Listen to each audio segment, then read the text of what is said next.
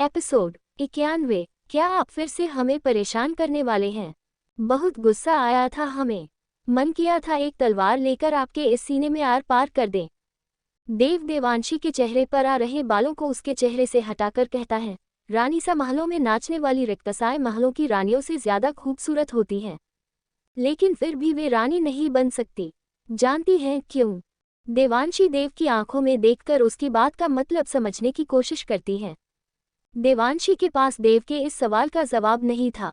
देव एक गहरी सांस लेकर कहता है, क्योंकि राज करने के लिए खूबसूरती के साथ अदाओं की नहीं बल्कि हुनर से साथ साथ मर्यादाओं की जरूरत होती है, और वो सब आप में है। आपको हर हाल में जैसलमेर की राजगद्दी संभालनी है, और उस गद्दी पर बैठने से पहले आपकी कई परीक्षाएं ली जाएगी जिनमें आपको सफल होना होगा। उस वक्त जब हमने आपको ये सब कहा था, तब हम आपके सब्र की हद और हाजिर जवाबी देखना चाहते थे। अब आगे रानी सा एक बात और हमेशा याद रखना, अंदाज़ा ताकत का लगाया जा सकता है लेकिन हौसलों का नहीं, और हम आपकी ताकत के साथ साथ आपका हौसला भी बुलंद देखना चाहते हैं। देवांशी देव की आंखों में अपने लिए एक ख्वाब देख रही थी जिसमें देवांशी के कंधों पर जैसलमेर की जिम्मेदारी थी। देवांशी मन ही मन कहती हैं, कुंवर सा हमें जैसलमेर की गद्दी नहीं चाहिए और ना ही हम उस जिम्मेदारी को संभालना चाहते हैं। देव अपनी बात आगे बढ़ाता हुआ कहता है, आपको याद है उस दिन आपकी आंखें हमें मार देना चाहती थी। बेहद गुस्सा था आपकी आंखों में जो कम होने का नाम नहीं ले रहा था और बढ़ता जा रहा था। इसलिए वो सब कहा था जिससे आपसे दूरी बनाकर आपका इम्तिहान भी ले सके और अपनी जान भी बचा सके। लेकिन बदकिस्मती हमारी सांसों को खोने से बचाया तो दिल हार बैठे। ये सब कहते कहते देव के चेहरे पर हंसी आ जाती है। देवांशी देव को खुद से दूर करके कहती है, हम रो रहे हैं और आप मुस्कुरा रहे हैं। देव देवांशी का हाथ पकड़कर खुद के नजदीक कर लेता है और उसकी कमर में हाथ डालकर कहता है, उस दिन तो आप हमें जान से नहीं मार पाए लेकिन आप अपनी चाहत अभी भी पूरी कर सकती हैं। निहत्थे आपके सामने मौजूद हैं और मरने के लिए भी तैयार हैं। देवांशी देव के सीने पर हाथ रखकर कहती है, हम निहत्थों पर वार नहीं करते। देव मुस्कुराकर कहता है, लेकिन हम तो करते हैं। इतना कहकर देव देवांशी की गर्दन पर किस करने लगता है। कुंवर सा छोड़िए हमें, फ्रेश हो जाए, हमें बंजारों की बस्ती में भी जाना है। आपकी खुशबू में मदहोश होकर फ्रेश ही तो हो रहे हैं। देव एक गहरी सांस लेकर कहता है, ये देखिए हमारी सांसें भी महकने लगी हैं। कुंवर सा ऐसा आपको लगता है तो लगने दीजिए और रोकने की कोशिश भी मत कीजिए। महसूस कीजिए हमारी नज़दीकियों को, आपको सुकून मिलने लगेगा। कुंवर सा, हमें ज़रूरी बात करनी है आपसे। देव सरगोशी से कहता है, जब से आए हैं तब से आप ज़रूरी ही बात तो कर रही हैं। अब आप चुप हो जाए, हम भी बहुत ज़रूरी काम कर रहे हैं। देवांशी अपनी बड़ी बड़ी आंखों से देव को घूरकर उसे चेतावनी देती है। देव देवांशी से 2 इंच दूर होकर कहता है, अच्छा ठीक है बताए। देवांशी सोच में गुम होकर कहती है, उस दिन महल में हमला किसने कराया था? देव देवांशी के सवाल से थोड़ा हैरान हो जाता है, क्योंकि उसे अंदाज़ा नहीं था कि देवांशी अब इतने दिनों बाद ये सवाल उससे करेगी। देव भले ही देवांशी के सवाल का जवाब जानता था लेकिन वो अभी ये सच देवांशी को नहीं बताना चाहता था। देव बात बदलता हुआ कहता है, रानी सा आपको मूड खराब करने के लिए अवार्ड मिलना चाहिए। आपने हमारा अच्छा खासा मूड खराब कर दिया। देवांशी थोड़ी सख्ती से कहती है, ये हमारे सवाल का जवाब नहीं। हमें मालूम है ये आपके सवाल का जवाब नहीं है, लेकिन याद कीजिए वे लोग कामाक्षी को मारने आए थे तो शायद उनके पिताजी के कोई दुश्मन होंगे। कौन से दुश्मन के, हमें नहीं मालूम। बड़ी अजीब बात है, कुंवर सा 1 हफ्ता होने को आया लेकिन अभी तक आपने उस दुश्मन को नहीं खोजा। राजकुमारी कामाक्षी यहाँ आपकी और हमारी जिम्मेदारी पर आई थी। आपका फर्ज बनता है कि उस इंसान को ढूंढ कर सजा दीजिए। जब तक आप उस दुश्मन को सजा नहीं देंगे तब तक कामाक्षी जी के सर से खतरा टलेगा नहीं। देव देवांशी की बात को टालता हुआ कहता है, रानी सा हम अपनी जिम्मेदारी पूरी कर चुके हैं। हमने उन्हें सही सलामत उनके पिताजी के पास भेज दिया है। आपकी और हमारी जिम्मेदारी खत्म हो गई है। अब आप जल्दी बंजारों की बस्ती में चलने की तैयारी हो जाए क्योंकि रात होने से पहले हमें वहां से लौटना भी है। इतना कहकर देव अपनी जान बचाकर वहां से फ्रेश होने चला जाता है। और देवांशी मन ही मन खुद से ही कहती है, हमें ऐसा क्यों लग रहा है जैसे कुंवर सा हमसे कुछ छुपाने की कोशिश कर रहे हैं। और उस दिन उन गुंडों ने ये क्यों कहा था कि वह हमारे शुभचिंतक है और राजकुमारी को मारकर हमारी मदद करने ही आए हैं। थोड़ी देर बाद बाथरूम का दरवाज़ा फिर खुलता है। देवांशी अभी भी बालकनी में अपनी जगह खड़ी थी और गहरी सोच में गुम थी। देव बाथरूम से निकलकर कहता है, रानी साहब आप अभी भी यही खड़ी हैं। इस तरह तो रात होने से पहले वापस लौटना तो दूर, हम रात तक पहुंच भी नहीं पाएंगे। आप तैयार क्यों नहीं हो रही हैं? देवांशी अपने ख्यालों से बाहर निकलकर कहती है, हम सुबह ही तो तैयार हुए थे। रानी सा, क्या आप इन कपड़ों में बस्ती में जाने की सोच रही है? क्यों, क्या खराबी है इन कपड़ों में? सुबह ही तो पहने हैं। खराबी तो कुछ नहीं है, लेकिन ये कलर बहुत तेज है और हमारी आंखों में चुभ रहा है। देवांशी चढ़ती हुई कहती है, अगर इन कपड़ों का कलर पसंद नहीं और आपकी आंखों में चुभ रहा है तो यह आपका मसला है, हमारा नहीं। हम इन्हीं कपड़ों में जाएंगे। रानी सा, आप अक्सर इतना गुस्से वाली बात क्यों करती हैं? क्योंकि हम जिद्दी है। अच्छा, अगर आप जिद्दी हैं तो हम भी आपसे ज़्यादा जिद्दी हैं और अब आप हमारी पसंद का राजस्थानी लिबास पहनकर जाएगी। आप हमारे साथ जबरदस्ती नहीं कर सकते। देव देवांशी को खींचता हुआ कहता है, हम कुछ भी कर सकते हैं और जबरदस्ती तो हमारा सबसे पसंदीदा काम है। इतना कहकर देव देवांशी का हाथ पकड़कर खींचता हुआ कबर्ड के पास ले जाता है और उसमें से एक हल्के पिंक कलर का लहंगा निकालकर देवांशी को थमा देता है। देवांशी देव को खा जाने वाली नज़रों से घूरती हुई मजबूरन वो लहंगा पकड़ लेती है।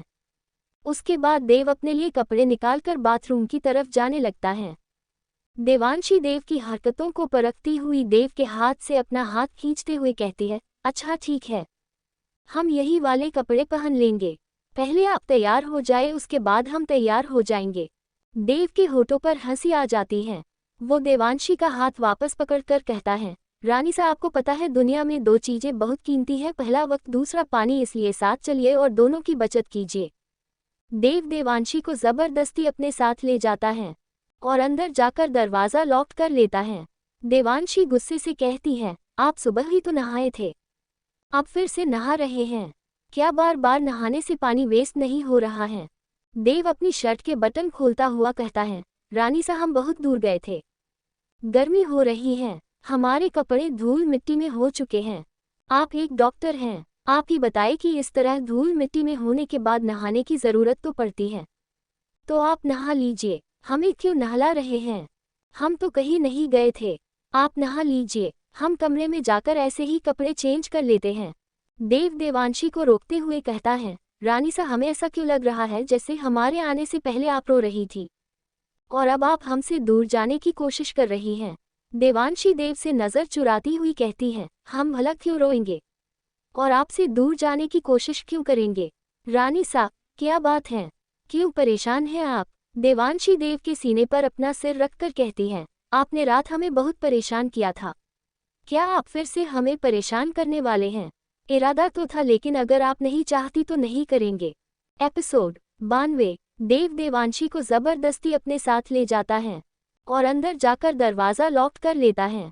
देवांशी गुस्से से कहती है, आप सुबह ही तो नहाए थे, अब फिर से नहा रहे हैं, क्या बार बार नहाने से पानी वेस्ट नहीं हो रहा है? देव अपनी शर्ट के बटन खोलता हुआ कहता है, रानी साहब हम बहुत दूर गए थे, गर्मी हो रही है, हमारे कपड़े धूल मिट्टी में हो चुके हैं। आप एक डॉक्टर हैं, आप ही बताएं कि इस तरह धूल मिट्टी में होने के बाद नहाने की ज़रूरत तो पड़ती है। तो आप नहा लीजिए, हमें क्यों नहला रहे हैं? हम तो कहीं नहीं गए थे, आप नहा लीजिए, हम कमरे में जाकर ऐसे ही कपड़े चेंज कर लेते हैं। देव देवांशी को रोकते हुए कहता है, रानी सा हमें ऐसा क्यों लग रहा है जैसे हमारे आने से पहले आप रो रही थी और अब आप हमसे दूर जाने की कोशिश कर रही हैं। देवांशी देव से नज़र चुराती हुई कहती है, हम भला क्यों रोएंगे और आपसे दूर जाने की कोशिश क्यों करेंगे?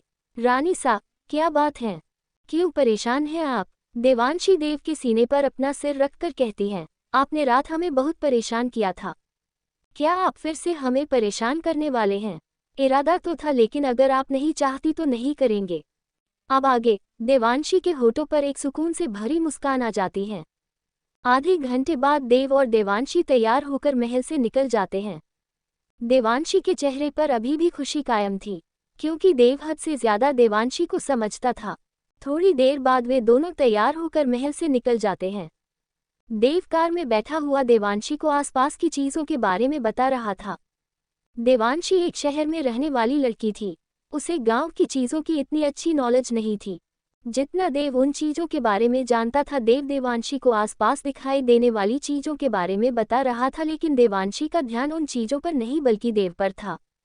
देव ने अपनी मर्जी से कभी भी देवांशी के जिस्म पर अपना हक जाहिर नहीं किया था। देव का किरदार देवांशी के मन में बस चुका था, लेकिन देव को आने वाले वक्त का अंदाजा भी था। थोड़ी देर बाद देव देवांशी के सामने चुटकी बजाता हुआ कहता है, रानी साहब सुन भी रही है, हम आपको क्या बताने की कोशिश कर रहे हैं? जी बिल्कुल, हम सुन रहे हैं। देव देवांशी की आंखों में उसके दिल का हाल पड़ चुका था। देव एक शरारत भरे लहजे में कहता है, अच्छा तो बताइए, हमने अभी अभी आपको क्या बताया है? देवांशी बौखलाए हुई नजरों से देव को देखती है, क्योंकि उसने तो कुछ सुना ही नहीं था। वह तो अपनी ही सोच में कहीं गुम थी। देवांशी चुप हो जाती है और बाहर की तरफ देखने लगती है।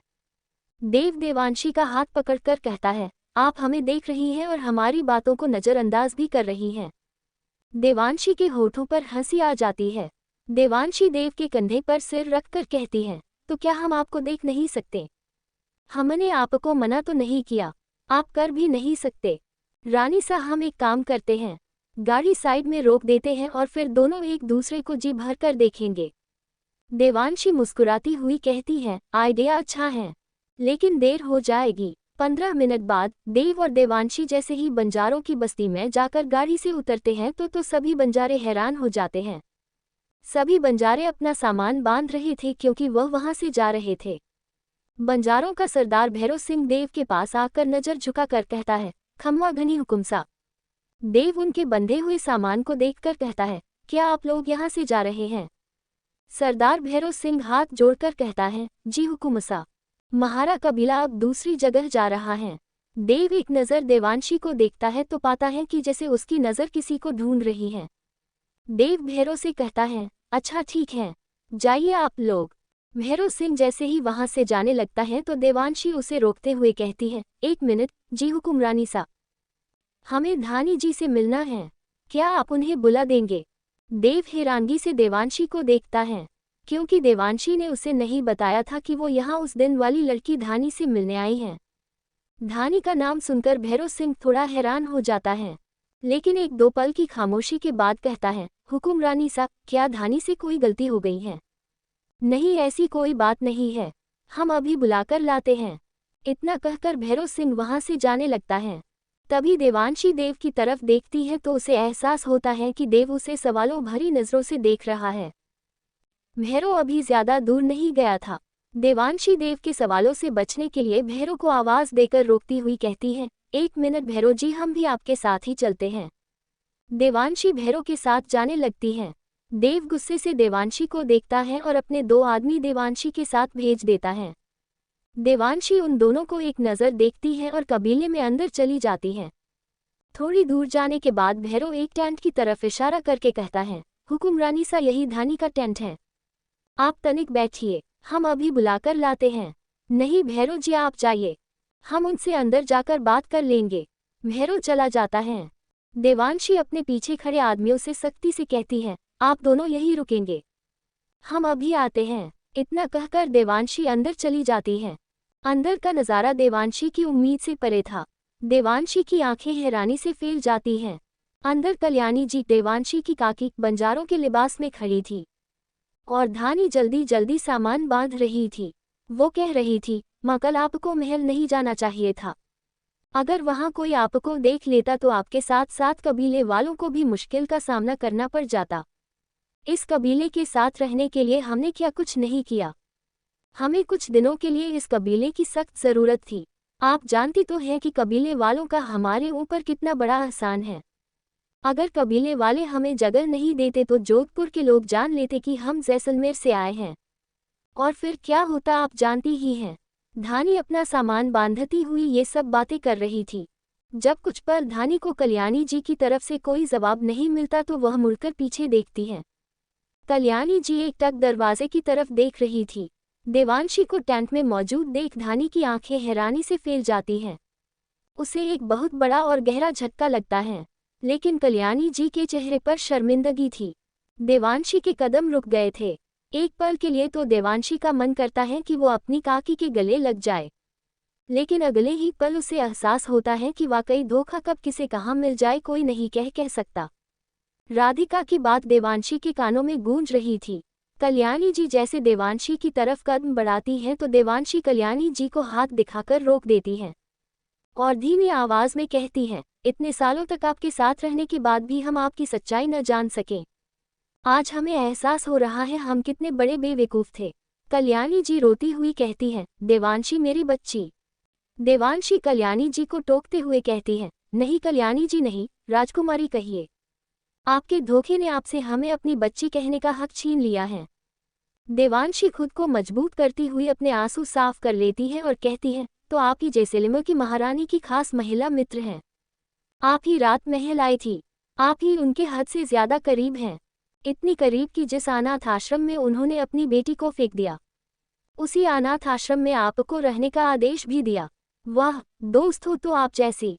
लेकिन क्या ये दोस्ती थी या फिर गुलामी?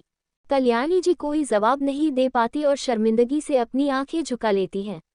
देवांशी भरी हुई आंखों से कहती है, इतना बड़ा धोखा दिया। कभी भी एहसास नहीं हुआ कि देवांशी कितनी परेशान है। आप सच्चाई जानती थी लेकिन कभी नहीं बताया। ये बंधे होठ कभी भी नहीं खोले। तरस नहीं आया आपको हम पर? क्या बिगाड़ा था हमने आपका? अरे हम आपको अपनी माँ मानते थे। कल्याणी जी रोती हुई कहती है, हमने जो कुछ भी किया वो धोखा नहीं हुक्म था। मजबूर थे हम, नहीं बता सकते थे कुछ भी। एपिसोड 93। कल्याणी जी रोती हुई कहती है, देवांशी मेरी बच्ची। देवांशी कल्याणी जी को टोकते हुए कहती है, नहीं कल्याणी जी नहीं, राजकुमारी कहिए। आपके धोखे ने आपसे हमें अपनी बच्ची कहने का हक छीन लिया है।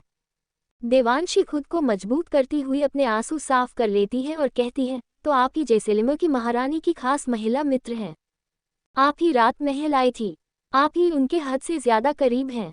इतनी करीब कि जिस अनाथ आश्रम में उन्होंने अपनी बेटी को फेंक दिया, उसी अनाथ आश्रम में आपको रहने का आदेश भी दिया। वाह, दोस्त हो तो आप जैसी। लेकिन क्या ये दोस्ती थी या फिर गुलामी? कल्याणी जी कोई जवाब नहीं दे पाती और शर्मिंदगी से अपनी आंखें झुका लेती हैं। देवांशी भरी हुई आंखों से कहती है, इतना बड़ा धोखा दिया। कभी भी एहसास नहीं हुआ कि देवांशी कितनी परेशान है।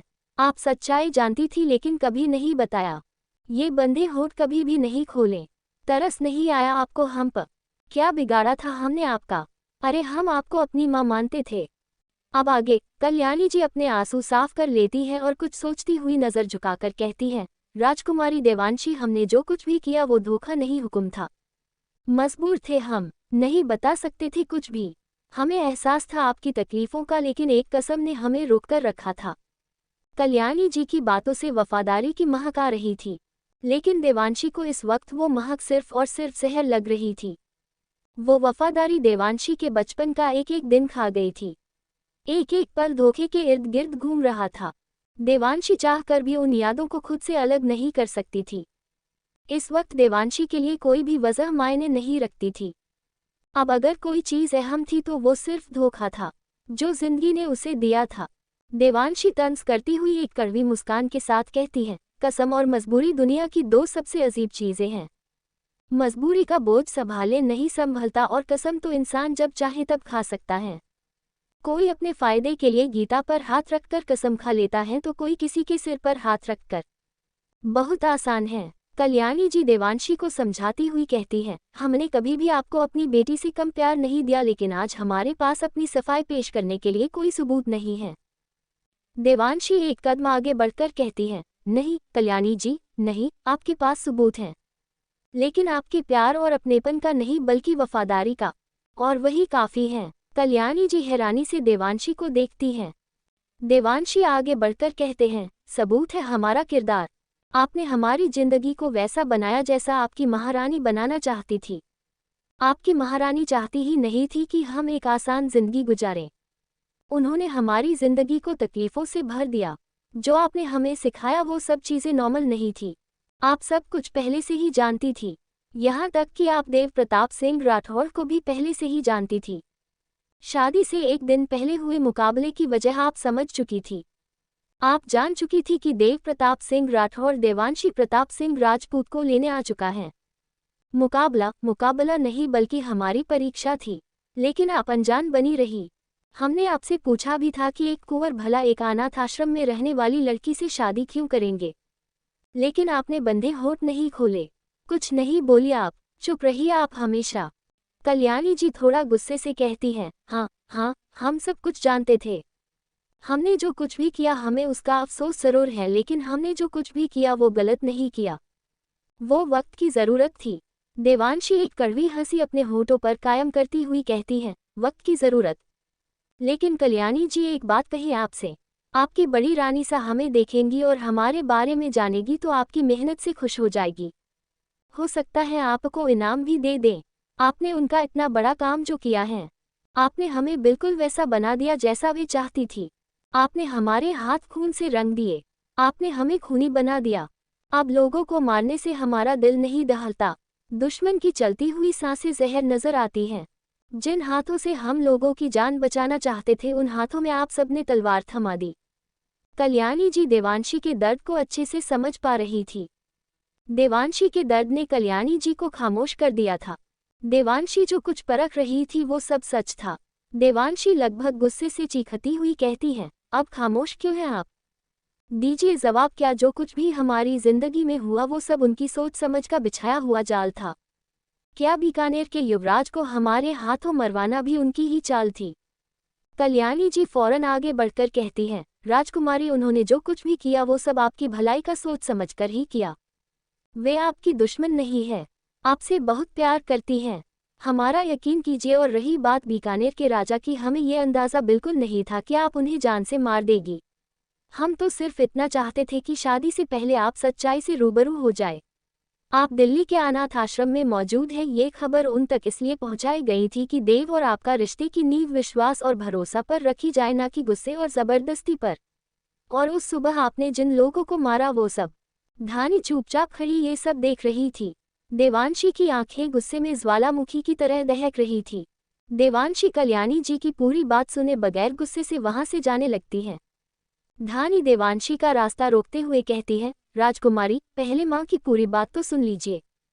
देवांशी धानी की आंखों में देखती हुई एक फिनकी हंसी के साथ कहती है, माँ तो ये आपकी माँ सा हैं। इन्होंने कभी जिक्र ही नहीं किया कि इनका अपना परिवार भी है। धानी कल्याणी जी की तरफ देखती हुई कहती है, जी ये हमारी माँ सा हैं।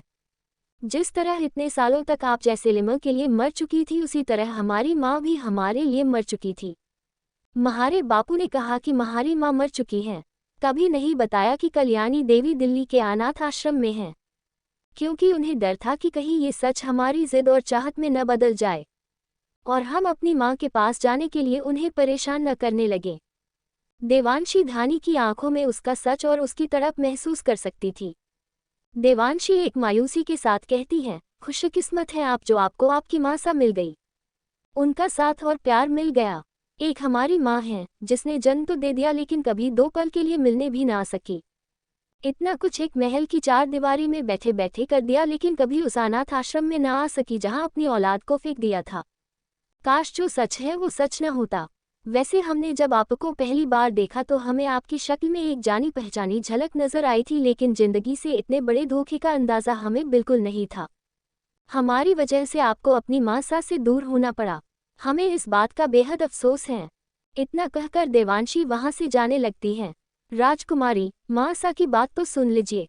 देवांशी एक गहरी सांस लेकर कहती है, जो बीत गया वो बीत गया, अब पुरानी बातों को सुनने और सुनाने से कोई फायदा नहीं। एक सच की खोज में आए थे, लेकिन जिंदगी ने अतीत के पन्नों पर दगाबाजी की मोहर लगा दी है। चलते हैं, चाहते तो नहीं है लेकिन फिर भी अंदाजा है अगली मुलाकात बहुत जल्द जैसलमेर में आपकी बड़ी रानी देविका देगराज सिंह राजपूत के सामने होगी। उस दिन हम उनसे जरूर पूछेंगे कि हमें जो सजा मिली उसमें दोष हमारी रगों में बहते राजपूताना खून का था, लेकिन आपको किस जुर्म की सजा दी गई। उन्होंने आपको आपकी माँ सा से अलग करके उन्होंने साबित कर दिया कि वे एक बहुत बुरी महिला हैं, सिर्फ दर्द देना जानती हैं। राजकुमारी हमारे साथ जो कुछ हुआ वो सजा नहीं बल्कि कुर्बानी थी, और हर एक अच्छा काम हमेशा कुर्बानी की मांग करता है। शायद आप ठीक कह रही हैं, लेकिन ममता का सौदा नहीं किया जा सकता।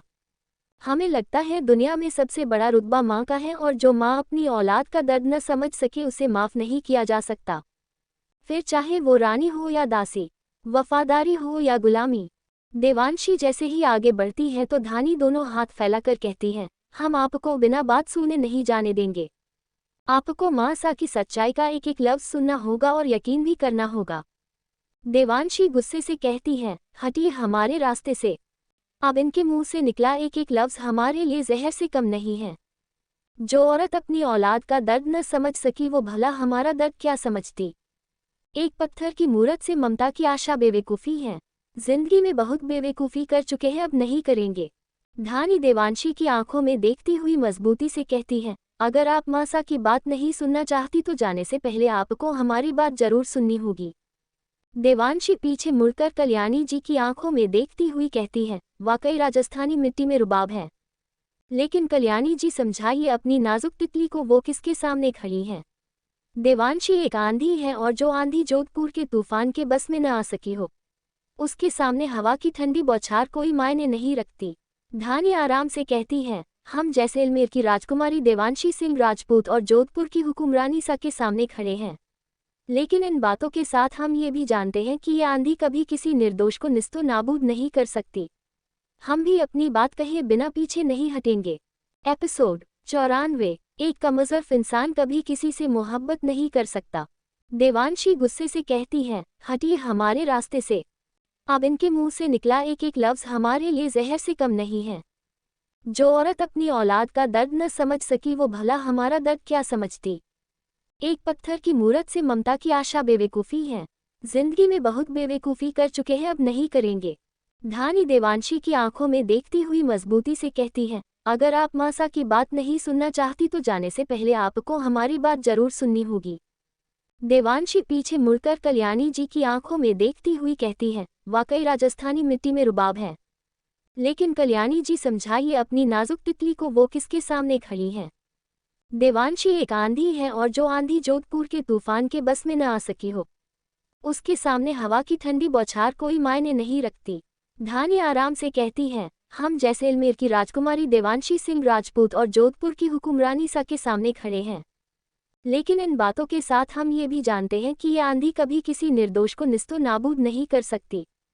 हम भी अपनी बात कहे बिना पीछे नहीं हटेंगे। अब आगे राजकुमारी हवा की ये ठंडी बौछार रेगिस्तान की आंधी के लिए बहुत अहम है। देवांशी की आंखें गुस्से से दहक रही थी। धानी दृढ़ता से कहती है, हमारी मासा और बड़ी रानी सा ने जो कुछ भी किया ये उनका ख्वाब नहीं बल्कि आपको जिंदा रखने की जिद थी। वे आपको परेशानी का सामना करने के लिए मजबूत बनाना चाहती थी। अगर बड़ी रानी आपको उस अनाथ आश्रम में ना छोड़ती तो आपके पिता आपकी जान ले चुके होते। आपके बापू सा आपको जिंदा नहीं देखना चाहते थे। वे आपको जैसलमेर के लिए एक श्राप समझते थे। आपकी वजह से आज तक बड़ी रानी ने राजा डैगराज से सीधी मुंह बात तक नहीं की।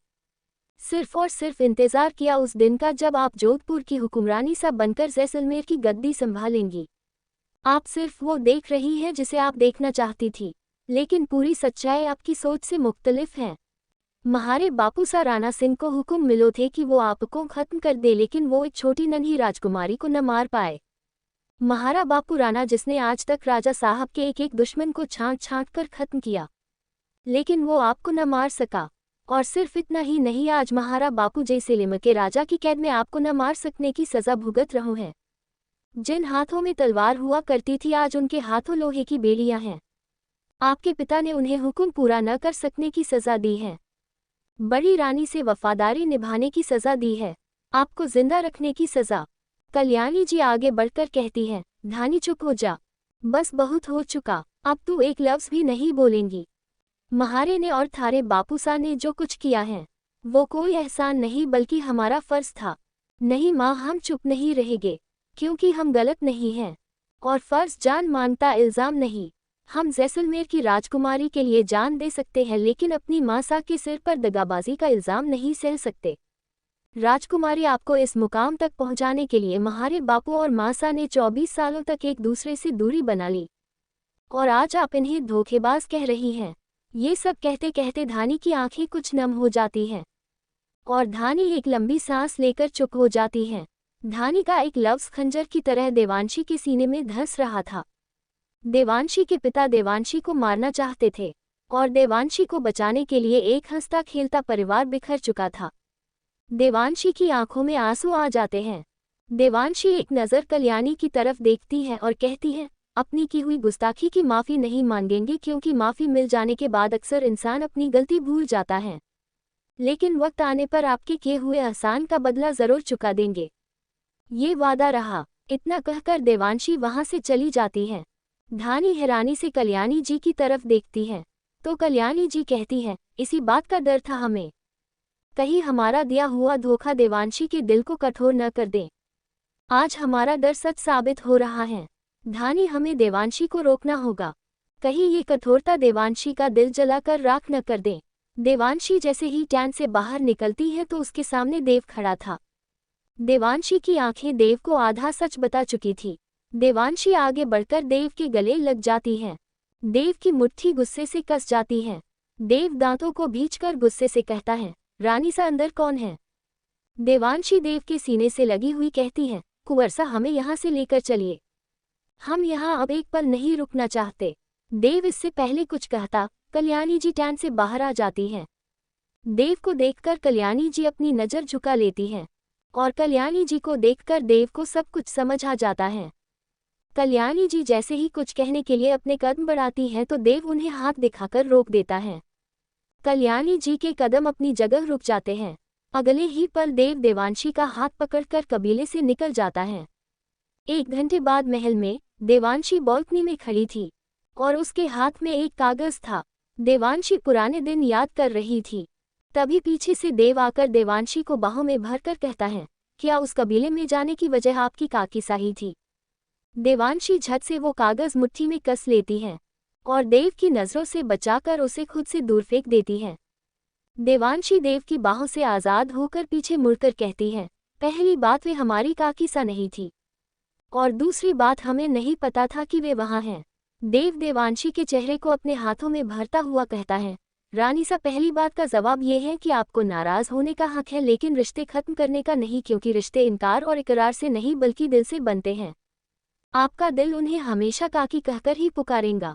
और दूसरी बात का जवाब एक सवाल है, जब आपको पता नहीं था कि वहाँ आपकी काकी सा मौजूद है या नहीं तो आप उस लड़की से मिलने क्यों गई थी? आप क्या सोचकर वहाँ गई थी? देवांशी गुस्से से कहती है, कुंवर सा क्या हर सवाल का जवाब देना जरूरी है? देव आराम से कहता है, हर सवाल का तो नहीं, लेकिन हाँ, हम जो पूछे उस सवाल का जवाब बहुत जरूरी है। देवांशी खा जाने वाली नज़रों से देव को घूरती हुई कहती है, रात हमें महल में किसी औरत की मौजूदगी का एहसास हुआ। लगा जैसे हम पर नज़र रखी जा रही है और नीचे एक घुंघरू भी मिला जो ठीक वैसा ही था जैसा उस दिन हमने धानी के कंगन में खनकता हुआ देखा था। इसलिए हम धानी से मिलकर अपना शक दूर करने गए थे। आपने हमें क्यों नहीं बताया? देवांशी देव के हाथ अपने चेहरे से हटाकर कहती है, कुंवर सा हम कुछ देर अकेले रहना चाहते हैं। देव हैरानी से कहता है, क्यों? देवांशी लगभग चीखती हुई कहती है, क्योंकि हम आपसे बात नहीं करना चाहते। देव देवांशी का हाथ पकड़कर कहता है, लेकिन क्यों? हमने क्या किया है? हमें सज़ा क्यों दी जा रही है? और अगर सही मायनों में देखा जाए तो गलती आपकी काकी साकी भी नहीं थी। देवांशी देव के हाथ अपने हाथ से झटककर कहती है, तो आपको लगता है जो कुछ उन्होंने किया वो सही था? क्या हमें सच जानने का हक नहीं था? शादी वाले दिन हम कितने परेशान थे, तब भी उन्होंने कुछ नहीं बताया। हम उन्हें कभी माफ़ नहीं करेंगे और ना ही माफ़ करेंगे जैसलमेर की महारानी को, क्योंकि सब कुछ उनकी वजह से हुआ। जो औरत अपनी औलाद के लिए लड़ न सके वो कमज़ोर होती है और हम एक कमज़ोर औरत को अपनी माँ मानने से इनकार करते हैं। देव देवांशी को शांत कराता हुआ कहता है, अगर वे गलत थी तो हम भी गलत हैं। हमने भी शादी से पहले आपको कुछ नहीं बताया था। उस दिन अगर हम सही वक्त पर उस पुरानी बंद पड़ी फैक्ट्री पर पहुंच जाते तो आपके हाथों वो खून नहीं होता, बल्कि हम उसे जान से मार देते। देवांशी कुछ सोचती हुई बहुत गुस्से से कहती है, सही कहा आपने, आप भी गलत हैं और अब आप हमसे बात नहीं करेंगे क्योंकि हमारा दिमाग बहुत गर्म हो रहा है। आप में से किसी का भी कोई हक नहीं बनता कि वो हमारी जिंदगी के बारे में फैसला करें। सुना आपने, हम अपनी जिंदगी के खुद मालिक हैं। हम अपनी मंजिल खुद चुनेंगे। हम किसी के हिसाब से नहीं चलेंगे। कठपुतली नहीं है हम और ना ही कोई खिलौना। देवांशी जवाब देना जानती है, मुंह से भी और तलवार से भी। रानी सा, हम जानते हैं देवांशी देव प्रताप सिंह का किरदार क्या है और वे कौन हैं। इसलिए तो इतनी मोहब्बत करते हैं आपसे। देवांशी आंखें छोटी करके एक कड़वे लहजे से कहती है, मोहब्बत नहीं, बिल्कुल नहीं, आप हमसे मोहब्बत नहीं करते बल्कि आप अपनी ज़रूरतों से मोहब्बत करते हैं, जिन्हें आप पूरी करना चाहते हैं। आप सिर्फ हमारा इस्तेमाल कर रहे हैं। आप सिर्फ जैसलमेर चाहते हैं। देवांशी के इन अल्फाजों से देव की आंखें गुस्से से तन जाती हैं और वो चीखता हुआ कहता है, रानी सा। देवांशी देव का गुस्सा देखकर एक पल के लिए सहम जाती है, लेकिन फिर जल्द ही मजबूती से कहती है, कुंवर सा, हम डरते नहीं आपसे। देव देवांशी के बाजू को पकड़कर उसे दीवार से सटाकर दांतों को भींचकर गुस्से से कहता है, हम सब कुछ बर्दाश्त कर सकते हैं, लेकिन अगर आप हमारे प्यार को ज़रूरत का नाम देंगी तो हम बर्दाश्त नहीं करेंगे, सब कुछ बर्बाद कर देंगे। रानी सा, अभी तक आपने हमारा प्यार देखा। अभी देव प्रताप सिंह राठौर के किरदार में पल रही ज्वालामुखी की एक हल्की सी आंच भी आप तक नहीं पहुंची है। हमारे प्यार पर बिन बुनियाद के उठाए गए सवाल हम बर्दाश्त नहीं करेंगे। सुना आपने, हम बर्दाश्त नहीं करेंगे। एपिसोड 95 95 देव ने की देवांशी के साथ जबरदस्ती। देवांशी आंखें छोटी करके एक कड़वे लहजे से कहती है, मोहब्बत नहीं, बिल्कुल नहीं, आप हमसे मोहब्बत नहीं करते बल्कि आप अपनी ज़रूरतों से मोहब्बत करते हैं, जिन्हें आप पूरी करना चाहते हैं। आप सिर्फ हमारा इस्तेमाल कर रहे हैं। आप सिर्फ जैसलमेर चाहते हैं। देवांशी के इन अल्फाजों से देव की आंखें गुस्से से तन जाती हैं और वो चीखता हुआ कहता है, रानी सा। देवांशी देव का गुस्सा देखकर एक पल के लिए सहम जाती है, लेकिन फिर जल्द ही मजबूती से कहती है, कुंवर सा, हम डरते नहीं आपसे। देव देवांशी के बाजू को पकड़कर उसे दीवार से सटाकर दांतों को भींचकर गुस्से से कहता है, हम सब कुछ बर्दाश्त कर सकते हैं, लेकिन अगर आप हमारे प्यार को ज़रूरत का नाम देंगी तो हम बर्दाश्त नहीं करेंगे, सब कुछ बर्बाद कर देंगे। रानी सा, अभी तक आपने हमारा प्यार देखा। अभी देव प्रताप सिंह राठौर के किरदार में पल रही ज्वालामुखी की एक हल्की सी आंच भी आप तक नहीं पहुंची है।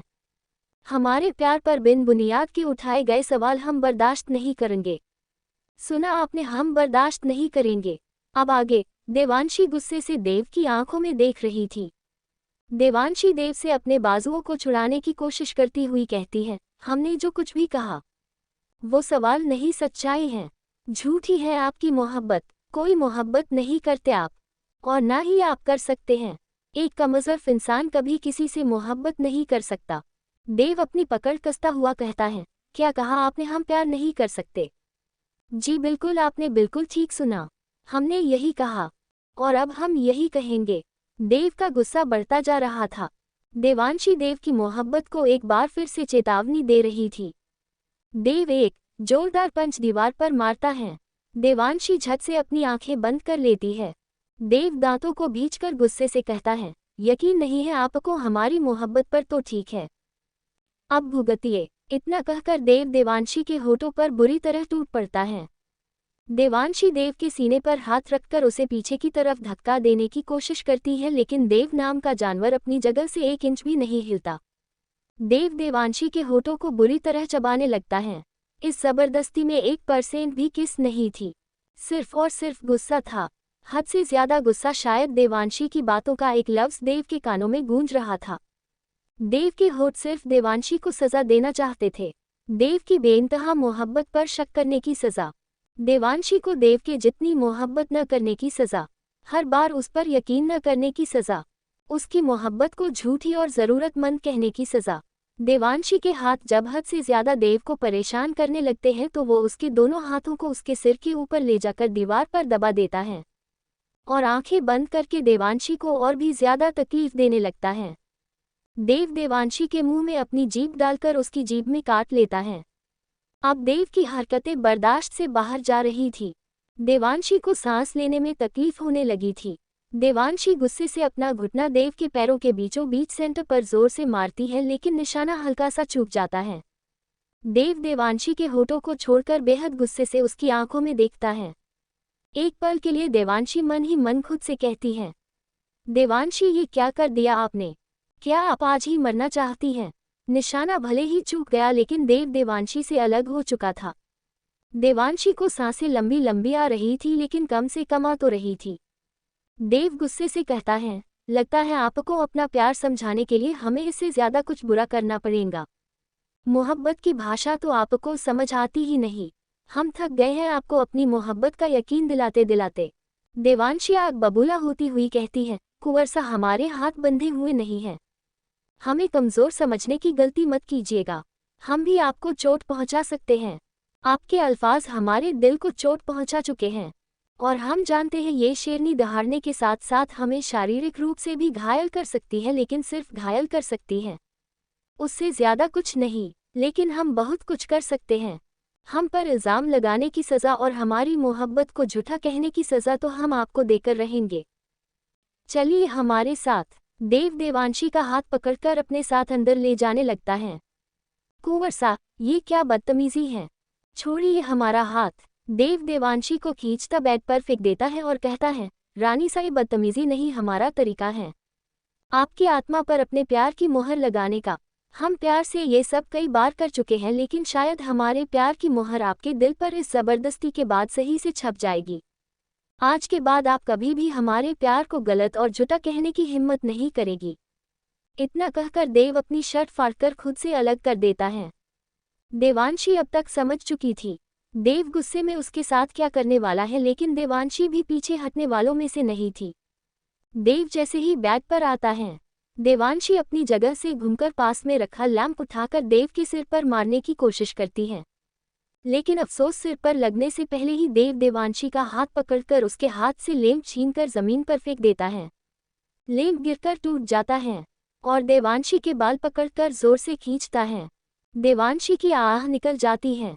देव एक तंज भरी मुस्कान के साथ कहता है, तकलीफ हो रही आपको? हमें भी हो रही है आपके अल्फाज सुनकर। आप हमारी मोहब्बत को गाली दे रही हैं, जो हम हरगिज़ बर्दाश्त नहीं करेंगे। देवांशी गुस्से से चीखती हुई कहती है, हम सच कह रहे हैं, धोखा दे रहे हैं आप हमें अपने फ़ायदे के लिए। झूठे हैं आप, झूठी है आपकी मोहब्बत, दगाबाज है आपकी आंखें, चालसाज है आपका ये दिल और सबसे ज़्यादा बुरा है आपका ये दिमाग जिसमें लालच है। देवांशी के अल्फाजों ने देव की सब्र की सीमा को तोड़ दिया था। देव की आंखें एक शैतान की आंखें लग रही थी। देव दांतों को भींचकर गुस्से से कहता है, रानी साहब, हम जो करने वाले हैं उसके लिए आपके अल्फाजों ने हमें मजबूर किया है। अब हम आपको सही मायनों में गलत बनकर दिखाएंगे। इतना कहकर देव देवांशी के कपड़े फाड़ने लगता है। देवांशी देव को जोर से धक्का देती है, लेकिन देव देवांशी के हाथ पकड़कर बेड में धंसा देता है और उसकी गर्दन पर जबरदस्ती बाइट करने लगता है। देव मौका देखकर देवांशी के दोनों हाथों को एक हाथ में पकड़ लेता है और उसके पैरों को अपने पैरों से दबाकर उसके होठों पर हारशली किस करने लगता है। देवांशी भी देव के होठों पर काटने की कोशिश करती है, लेकिन देव देवांशी की ब्रेस्ट को जोर से दबाता है, जिसकी वजह से देवांशी के हलक से एक आह निकल जाती है, लेकिन देव की जबरदस्ती उस आह को भी बाहर नहीं आने देती है। जब देव को देवांशी के होठों से खून का स्वाद आने लगता है तो देव देवांशी के होठों को छोड़कर देवांशी के कलीवेज पर अपने दांतों के निशान छोड़ने लगता है। देव के हाथ बुरी तरह देवांशी की ब्रेस्ट को कचोट रहे थे। देवांशी को तकलीफ देने की पूरी कोशिश की जा रही थी। देवांशी को देव आज किसी जंगली जानवर से कम नहीं लग रहा था। देवांशी का मन कर रहा था कि वो किसी तरह इस जानवर को खुद से अलग कर दे, लेकिन देवांशी कोशिश देव का सिर्फ गुस्सा बढ़ा रही थी। देव के लव बाइट में हद से ज्यादा गुस्सा था। देवांशी की आंखों से आंसू आ जाते हैं। देव एक झटके से देवांशी का लहंगा फाड़ देता है और जबरदस्ती एक झटके से देवांशी के अंदर एंटर हो जाता है। देवांशी की चीख निकल जाती है। देवांशी पूरी ताकत से देव को अपने ऊपर से धक्का देती है और एक थप्पड़ खींचकर देव के गाल पर रसीद कर देती है। थप्पड़ की आवाज़ सराटेदार थी। कुछ देर के लिए देव के कान में वो आवाज़ गूंज जाती है। देवांशी बेडशीट से खुद को कवर करती है। देवांशी की आंखों से आंसू बहने लगते हैं। देवांशी गुस्से से चीखते हुए कहती है, पागल हो गए हैं आप? दिमाग खराब हो गया है आपका? दिखाई नहीं देता आपको हमें तकलीफ हो रही है? बहुत बुरे हैं आप। सुना आपने, बहुत बहुत बहुत बहुत बहुत बुरे हैं आप। इंसान नहीं, जानवर हैं आप। हम सब कुछ छोड़कर चले जाएंगे और कभी भी वापस नहीं आएंगे। आप हमें हद से ज़्यादा तकलीफ दे रहे हैं। हमारी आत्मा को जख्मी कर रहे हैं आप। हम वापस दिल्ली चले जाएंगे, कभी भी वापस नहीं आएंगे। रहना आप अकेले इन ज़बरदस्ती की यादों के साथ, अपनी आखिरी जीत के साथ, अपनी राजगद्दी के साथ।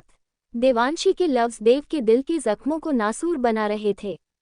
सब कुछ खत्म होता हुआ महसूस हो रहा था, लग रहा था कि जैसे आने वाले किसी भी पल सांस रुक जाएगी और कभी भी वापस नहीं आएगी।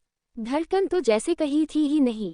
देवांशी जैसे ही वहां से उठने की कोशिश करती है, देव देवांशी के बाजू पकड़कर उसे झंझोरता हुआ कहता है, क्या आपको दिखाई नहीं देता कि आपकी सोच से हमें भी तकलीफ हो रही है? आपके अल्फाज हमारी आत्मा को भी जख्मी कर चुके हैं। देवांशी गुस्से से देव की आंखों में देखती हुई कहती है, क्या ये सब करने से झूठी मोहब्बत सच्ची हो जाएगी? क्या सब कुछ पहले जैसा हो जाएगा? हमारी मोहब्बत सच्ची ही है। देवांशी जोर से रोती हुई कहती है, नहीं है आपकी मोहब्बत सच्ची। झूठे हैं आप, हमेशा सिर्फ सच छिपाते हैं। सब जान चुके हैं हम। बुरे इंसान हैं आप, नफरत करते हैं हम आपसे। देव अपनी पेंट उठाकर पहन लेता है और बेड से हटकर गुस्से में भूनता हुआ कहता है, क्या हम जान सकते हैं कौन सा सच छिपाया है हमने आपसे और कौन सा झूठ बोला है? आखिर हमें किस गुनाह की सजा दी जा रही है और जिंदगी भर हम किस इल्जाम के साथ जीने वाले हैं? ऐसा कौन सा सच आपको पता चल गया जिसके बाद हमारी मोहब्बत निस्तो नाबूद हो गई है? कौन सा धोखा दिया है हमने आपको जिसके बदले आप हमें छोड़कर जाना चाहती हैं? एपिसोड 96। देव अपनी पेंट उठाकर पहन लेता है और बेड से हटकर गुस्से में भूनता हुआ कहता है, क्या हम जान सकते हैं कौन सा सच छिपाया है हमने आपसे और कौन सा झूठ बोला है? आखिर हमें किस गुनाह की सजा दी जा रही है और जिंदगी भर हम किस इल्जाम के साथ जीने वाले हैं? ऐसा कौन सा सच आपको पता चल गया जिसके बाद हमारी मोहब्बत निस्तो नाबूद हो गई है? कौन सा धोखा दिया है हमने आपको जिसके बदले आप हमें छोड़कर जाना चाहती हैं? अब आगे। देवांशी देव की आंखों में बेहद दर्द महसूस कर रही थी। देवांशी मन ही मन खुद से कहती है, नहीं देवांशी, ये आप क्या कर रही हैं? आप अपने फायदे के लिए कुंवर सा पर झूठा इल्जाम लगा रही हैं। ये सही नहीं है। क्या होगा अगर कुंवर सा को पता चलेगा कि ये सब हमने नाटक किया था, महल से निकलने के लिए साजिश करी थी? कुंवर सा के प्यार को गलत साबित करके अगर हमने कुंवर सा का विश्वास हमेशा के लिए खो दिया तो क्या होगा? देव गुस्से से कहता है, रानी सा, आपने हमें थप्पड़ मारकर अपने प्यार की गहराई तो साबित कर ही दी है, लेकिन अब हम इस थप्पड़ की वजह का इंतजार कर रहे हैं। अब चुप क्यों हैं आप? हम आपकी इस बेरुखी की वजह जानना चाहते हैं। देवांशी, आपको ये कदम उठाना ही होगा। आप कुंवर सा के दर्द को देखकर कमजोर नहीं पड़ सकती। आपको ये दर्द कुंवर सा को देना ही होगा। मजबूती से कुंवर सा का सामना कीजिए। अभी के अभी महल से निकलना बहुत जरूरी है और ये सब करे बिना हम महल से नहीं निकल सकते। लड़ाई करे बिना कुंवर सा किसी कीमत पर हमसे दूर नहीं रहेंगे। हमें कुंवर को खुद से दूर करना ही होगा। देवांशी अपने रोते बिलखते दिल को शांत करने की कोशिश करती है और अपने आंसू साफ करके कठोरता से कहती है, वजह जानना चाहते हैं आप? तो सुनिए, उस दिन महल पर जो हमला हुआ वो आपके पिता ने कराया था और आप ये सच जानते थे। आपने झूठ बोला हमसे कि हमला कामाक्षी जी के पिता के दुश्मन ने कराया था। देव की आंखें एक बार फिर से हैरानी और अचंभे से बड़ी हो जाती हैं। जिस इंसान ने कामाक्षी जी के दिल में आपके लिए जगह बनाई वो आपके बापू सा थे। आप ये सच भी पहले से ही जानते थे, लेकिन आपने हमें नहीं बताया। हमने जब आपसे पूछा आप साफ मुकर गए। आप अनजान बन गए। आप और आपके बापू सा हमारी आंखों में धूल झोंककर सिर्फ जैसलमेर की रियासत पर अपना हुक्म चाहते हैं। आप दोनों का उन लोगों की तकलीफों से कोई वास्ता नहीं है। आप और आपके बापू सा अपने फायदे के लिए कुछ भी कर सकते हैं, किसी निर्दोष की जान भी ले सकते हैं। हम तो आपको और आपके पिता को एक अच्छा इंसान समझते रहे, लेकिन आज हमें पता चला कि उनके हाथ कई निर्दोष लोगों के खून से रंगे हुए हैं। आप सब कुछ जानते थे और आप अपने पिता के हर गुनाह में बराबर के हकदार हैं। आप आज तक हमसे सच छिपाते रहे। देव की आंखें हैरानी से फैल गई थी। देवांशी को थोड़ी देर पहले इन चीज़ों के बारे में कुछ नहीं पता था, लेकिन अचानक से इतनी सारी जानकारी देवांशी को कब और कैसे मिली, ये बात वाकई हैरान करने वाली थी। देव गुस्से से कहता है, रानी सा, ये आधा अधूरा सच है। देवांशी देव की आंखों में देखती हुई कहती है, ये पूरा सच है और अब हम कुछ देर अकेला रहना चाहते हैं। ना तो कुछ सुनना चाहते हैं और ना ही कुछ पूछना चाहते हैं। देवांशी जानती थी जो वो कह रही है वो पूरा सच नहीं है, लेकिन उसे अपना मकसद पूरा करने के लिए महल से जाना था, इसलिए वो ये सब कर रही थी। देव अपनी मुट्ठी कसता हुआ कहता है, ये सब किसने कहा आपसे? देवांशी कोई जवाब नहीं देती और अपना मुंह दूसरी तरफ कर लेती है। देव बेड पर देवांशी के पास झुकता हुआ देवांशी का जबड़ा कसके पकड़कर अपनी तरफ घुमाता है और गुस्से से कहता है, क्या ये सब आपकी काकीसा ने आपसे कहा है? ये सब उन्होंने नहीं कहा। और वैसे भी कुंवर सा, इस बात से क्या फर्क पड़ता है? सच तो सच होता है, कोई भी कह सकता है, लेकिन आपकी रियासत में तो सच कहने पर मौत की सज़ा दे दी जाती है। हम मर जाएंगे लेकिन उस शख्स का नाम नहीं बताएंगे। देवांशी की आंखों में अपने लिए हद से ज्यादा नफरत देव के दिल के दर्द को बढ़ा रही थी। देव एक कड़वी मुस्कान के साथ कहता है, ठीक कहा आपने, सच तो सच ही होता है।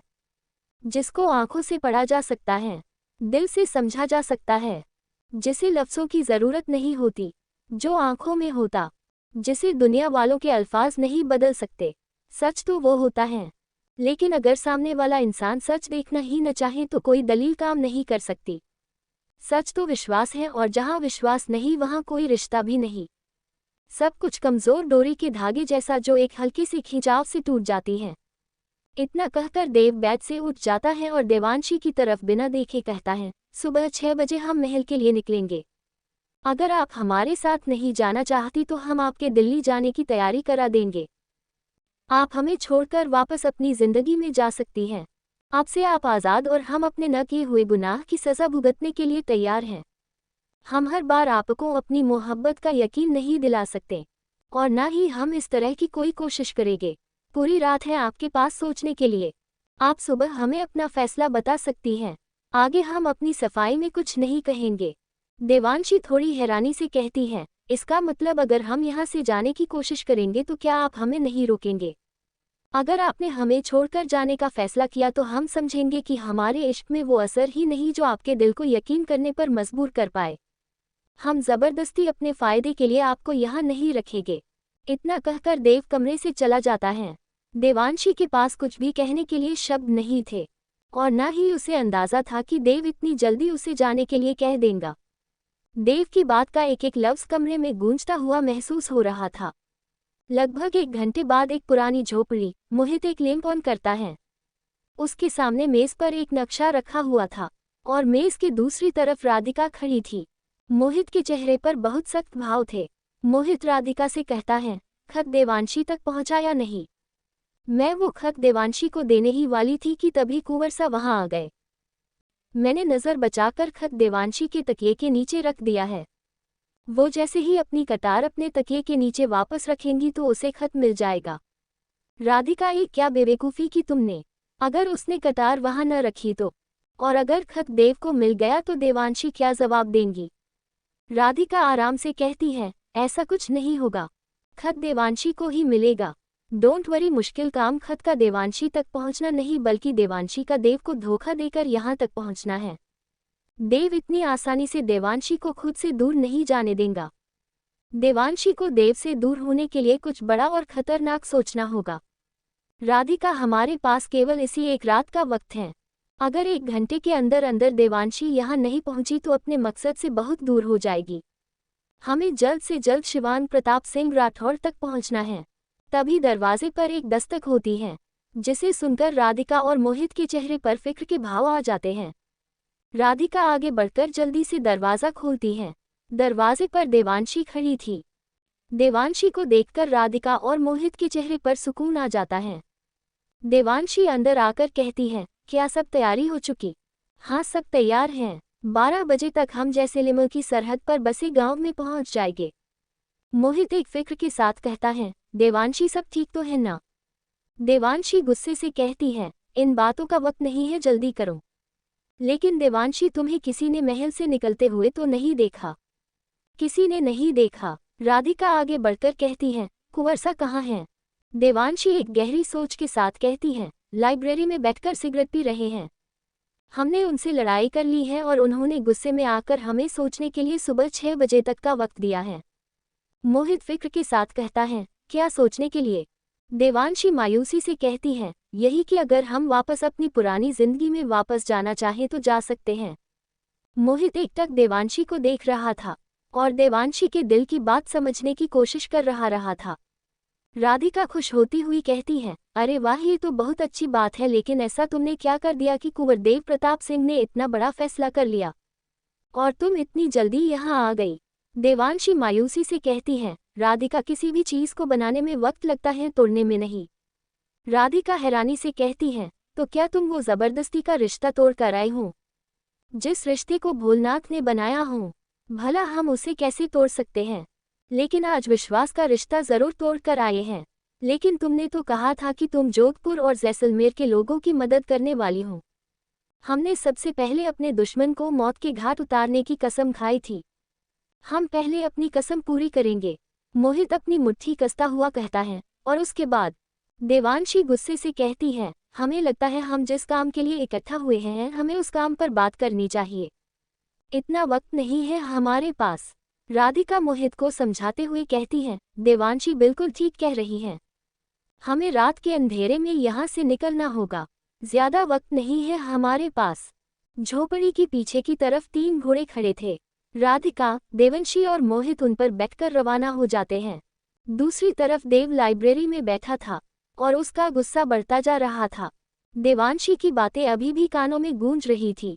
देव लाइब्रेरी से निकलकर गुस्से से देवांशी के कमरे की तरफ जाता है, लेकिन जैसे ही दरवाज़ा खोलने के लिए पुश करता है तो दरवाज़ा नहीं खुलता।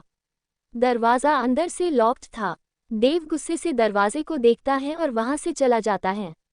तभी एक आदमी देव के पास लंबे पैरों से चलकर आता है और कहता है, कुंवर सा, आपके लिए पैगाम आया है। देव वो खत लेकर पढ़ता है और उस आदमी से कहता है, गाड़ी तैयार कीजिए, हम अभी भाई सा के पास जाएंगे। एपिसोड 97। मोहित अपनी मुट्ठी कसता हुआ कहता है। और उसके बाद देवांशी गुस्से से कहती है, हमें लगता है हम जिस काम के लिए इकट्ठा हुए हैं, हमें उस काम पर बात करनी चाहिए। इतना वक्त नहीं है हमारे पास। राधिका मोहित को समझाते हुए कहती है, देवांशी बिल्कुल ठीक कह रही है। हमें रात के अंधेरे में यहाँ से निकलना होगा। ज्यादा वक्त नहीं है हमारे पास। झोपड़ी की पीछे की तरफ 3 घोड़े खड़े थे। राधिका, देवांशी और मोहित उन पर बैठकर रवाना हो जाते हैं। दूसरी तरफ देव लाइब्रेरी में बैठा था और उसका गुस्सा बढ़ता जा रहा था। देवांशी की बातें अभी भी कानों में गूंज रही थी। देव लाइब्रेरी से निकलकर गुस्से से देवांशी के कमरे की तरफ जाता है, लेकिन जैसे ही दरवाज़ा खोलने के लिए पुश करता है तो दरवाज़ा नहीं खुलता। दरवाज़ा अंदर से लॉक्ड था। देव गुस्से से दरवाजे को देखता है और वहां से चला जाता है। तभी एक आदमी देव के पास लंबे पैरों से चलकर आता है और कहता है, कुंवर सा, आपके लिए पैगाम आया है। देव वो खत लेकर पढ़ता है और उस आदमी से कहता है, तैयारी कीजिए, हम अभी भाई सा के पास जाएंगे। अब आगे जोधपुर के महल में राजा रुद्र प्रताप सिंह राठौर नाम का तूफान आया हुआ था। राजा साहब लगभग चीखते हुए गुस्से से कहते हैं, देवयानी, आपने उन्हें जाने कैसे दिया? रोका क्यों नहीं उनको? उन्हें निकले हुए 4 घंटे बीत गए और आप अब हमें बता रही हैं। आप जानती भी हैं वहां कितना खतरा है। अगर युवराज रुद्र को कुछ हो गया तो उसका जिम्मेदार कौन होगा? युवराज तो बच्चे हैं, लेकिन आप तो बड़ी हैं। इस महल की जिम्मेदारी हमने आपको दी है और ये जिम्मेदारी निभाए आपने। हम कह देते हैं, अगर युवराज को कुछ हो गया तो अच्छा नहीं होगा। आपको उन दोनों को वहां भेजने से 3 पहले हमसे पूछना चाहिए था। देवयानी जी राजा साहब को समझाते हुए कहती है, राजा साहब, युवराज का जन्मदिन है। देव भी यहाँ नहीं है। उन्होंने अपने बापू सास से मिलने की जिद पकड़ ली थी। कल से खाना नहीं खाया। आप यहाँ मौजूद नहीं थे। रानी कामाक्षी युवराज को अपने साथ लेकर गई हैं और हमने उन्हें पूरी हिफाजत से भेजा है। कई सारे बॉडीगार्ड भेजे हैं और देव और शिवान को भी खबर कर दी है। देव उन्हें रास्ते में ही मिल जाएंगे। जोधपुर की सरहद पर बसा गांव टेकरा, एक पुरानी हवेली। समय रात के 11:30। एक रेड किंग साइज कुर्सी पर एक आदमी बैठा हुआ है। आंखें बिल्कुल लाल शैतान की तरह चमक रही थी। होठों पर कड़वी हंसी थी। सामने मेज पर एक फाइल और एक गन रखी हुई थी और सामने 3 आदमी नजर झुकाकर खड़े थे। उन 3 आदमियों के पीछे भी कई सारे आदमी खड़े थे। उन सबके हाथों में गन थी। कुर्सी पर बैठा आदमी जैसे ही अपनी जगह से खड़ा होता है, वे तीनों आदमी अपनी जगह से पीछे खिसक जाते हैं। उन तीनों के माथे पर चमकता पसीना बता रहा था कि उन्हें अपने सामने अपनी मौत नजर आ रही है। तभी एक दिल दहलाने वाली आवाज उनके कानों में पड़ती है, शिवान प्रताप सिंह राठौर मौत का दूसरा नाम है और इंसान हर चीज से बच सकता है लेकिन मौत से नहीं। वे तीनों आदमी शिवान प्रताप सिंह राठौर के कदमों में बैठकर गिड़गिड़ाते हुए कहते हैं, हुकुम सा माफ कर दो, हम उन 7 बच्चों को कहीं से भी ढूंढ कर लाएंगे। हम वादा करते हैं इस बार कोई गलती नहीं होगी। शिवांग प्रताप सिंह राठौर गुस्से से कहता है, मौत मौका नहीं देती। मौत से बचना नामुमकिन है, और वैसे भी जिसका वक्त खत्म हो जाता है वो अपने कंधों पर जिम्मेदारी नहीं लिया करते।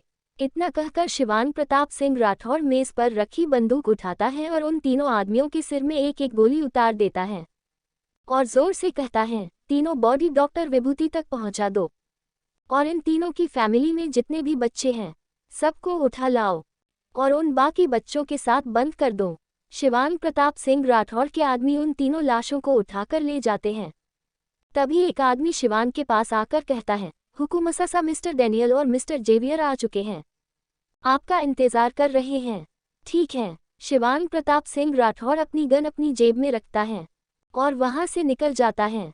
दूसरी तरफ देवांशी, राधिका और मोहित गांव से थोड़ी दूर पहले ही रुक जाते हैं। मोहित देवांशी से कहता है, नक्शे के हिसाब से हम अपनी सही जगह पहुंच गए हैं। इससे आगे का रास्ता हमें खुद तय करना होगा। याद रहे ये गांव जैसलमेर के बहुत नज़दीक है। हमें एक एक कदम बहुत होशियारी से रखना होगा। देवांशी एक गहरी सोच के साथ कहती है, हमारा पहला काम बच्चों को ढूंढना और दूसरा काम शिवांग प्रताप सिंह राठौर को खत्म करना है। राधिका, बच्चों के मिलते ही आप बच्चों को लेकर यहाँ से निकल जाएगा। राधिका हाँ में गर्दन हिला देती है और अपना चेहरा कवर करके एक बार फिर से वे तीनों आगे बढ़ जाते हैं और कुछ ही देर में पुरानी हवेली के पास पहुंच जाते हैं। हवेली के चारों तरफ शिवांग प्रताप सिंह राठौर के आदमी खड़े थे। अंदर जाना आसान नहीं था। मोहित देवांशी से कहता है, देवांशी अंदर जाने से पहले बाहर की सफाई जरूरी है। देवांशी अपनी तलवार निकालकर कहती है, सफाई ही तो करने आए हैं। मोहित, देवांशी और राधिका तलवार लेकर आगे बढ़ जाते हैं। हवेली के दरवाजे पर खड़े आदमी उन तीनों को देखकर आगे बढ़ते हुए उनसे पूछते हैं, कौन हो तुम लोग? देवांशी अपनी पकड़ तलवार पर कसती हुई कहती है, हम शिवांग प्रताप सिंह राठौर की मौत हैं। आप में से जिसे भी अपनी जान प्यारी है वो पीछे हट सकता है, लेकिन जो हमारी तलवार के सामने आएगा वो जिंदा नहीं बचेगा। एपिसोड 98। दूसरी तरफ देवांशी, राधिका और मोहित गांव से थोड़ी दूर पहले ही रुक जाते हैं। मोहित देवांशी से कहता है, नक्शे के हिसाब से हम अपनी सही जगह पहुंच गए हैं। इससे आगे का रास्ता हमें खुद तय करना होगा। याद रहे ये गांव जैसलमेर के बहुत नज़दीक है। हमें एक एक कदम बहुत होशियारी से रखना होगा। देवांशी एक गहरी सोच के साथ कहती है, हमारा पहला काम बच्चों को ढूंढना और दूसरा काम शिवांग प्रताप सिंह राठौर को खत्म करना है। राधिका, बच्चों के मिलते ही आप बच्चों को लेकर यहाँ से निकल जाएगा।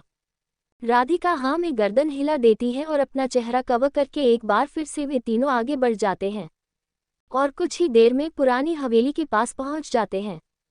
हवेली के चारों तरफ शिवांग प्रताप सिंह राठौर के आदमी खड़े थे। अंदर जाना आसान नहीं था। मोहित देवांशी से कहता है, देवांशी अंदर जाने से पहले बाहर की सफाई जरूरी है। देवांशी अपनी तलवार निकालकर कहती है, सफाई ही तो करने आए हैं। मोहित, देवांशी और राधिका तलवार लेकर आगे बढ़ जाते हैं। हवेली के दरवाजे पर खड़े आदमी उन तीनों को देखकर आगे बढ़ते हुए उनसे पूछते हैं, कौन हो तुम लोग? देवांशी अपनी पकड़ तलवार पर कसती हुई कहती है, हम शिवांग प्रताप सिंह राठौर की मौत हैं। आप में से जिसे भी अपनी जान प्यारी है वो पीछे हट सकता है, लेकिन जो हमारी तलवार के सामने आएगा वो जिंदा नहीं बचेगा। अब आगे। धमकी सुनते ही महल के बाहर खड़े सभी लोग उन तीनों से लड़ने के लिए आगे बढ़ जाते हैं। महल के बाहर लड़ाई शुरू हो जाती है। मोहित, राधिका और देवांशी एक एक करके उन लोगों को मारने लगते हैं। देवांशी ने इस वक्त राधिका की तरह ही सफ़ेद फ्रॉक पहन रखा था और चेहरे को कवर कर रखा था। हवेली के अंदर एक तरफ बहुत ही सीरियस मीटिंग चल रही थी, जिसमें जोधपुर के कुंवर शिवांग प्रताप सिंह राठौर और 2 अंग्रेज शामिल थे, जिनका नाम डॉक्टर डेनियल और मिस्टर जेवियर था। दूसरी तरफ हवेली के बड़े से हॉल में कामाक्षी अपने बेटे रुद्र के जन्मदिन की तैयारियां देख रही थी, जो शिवांग प्रताप सिंह राठौर ने करवाई थी।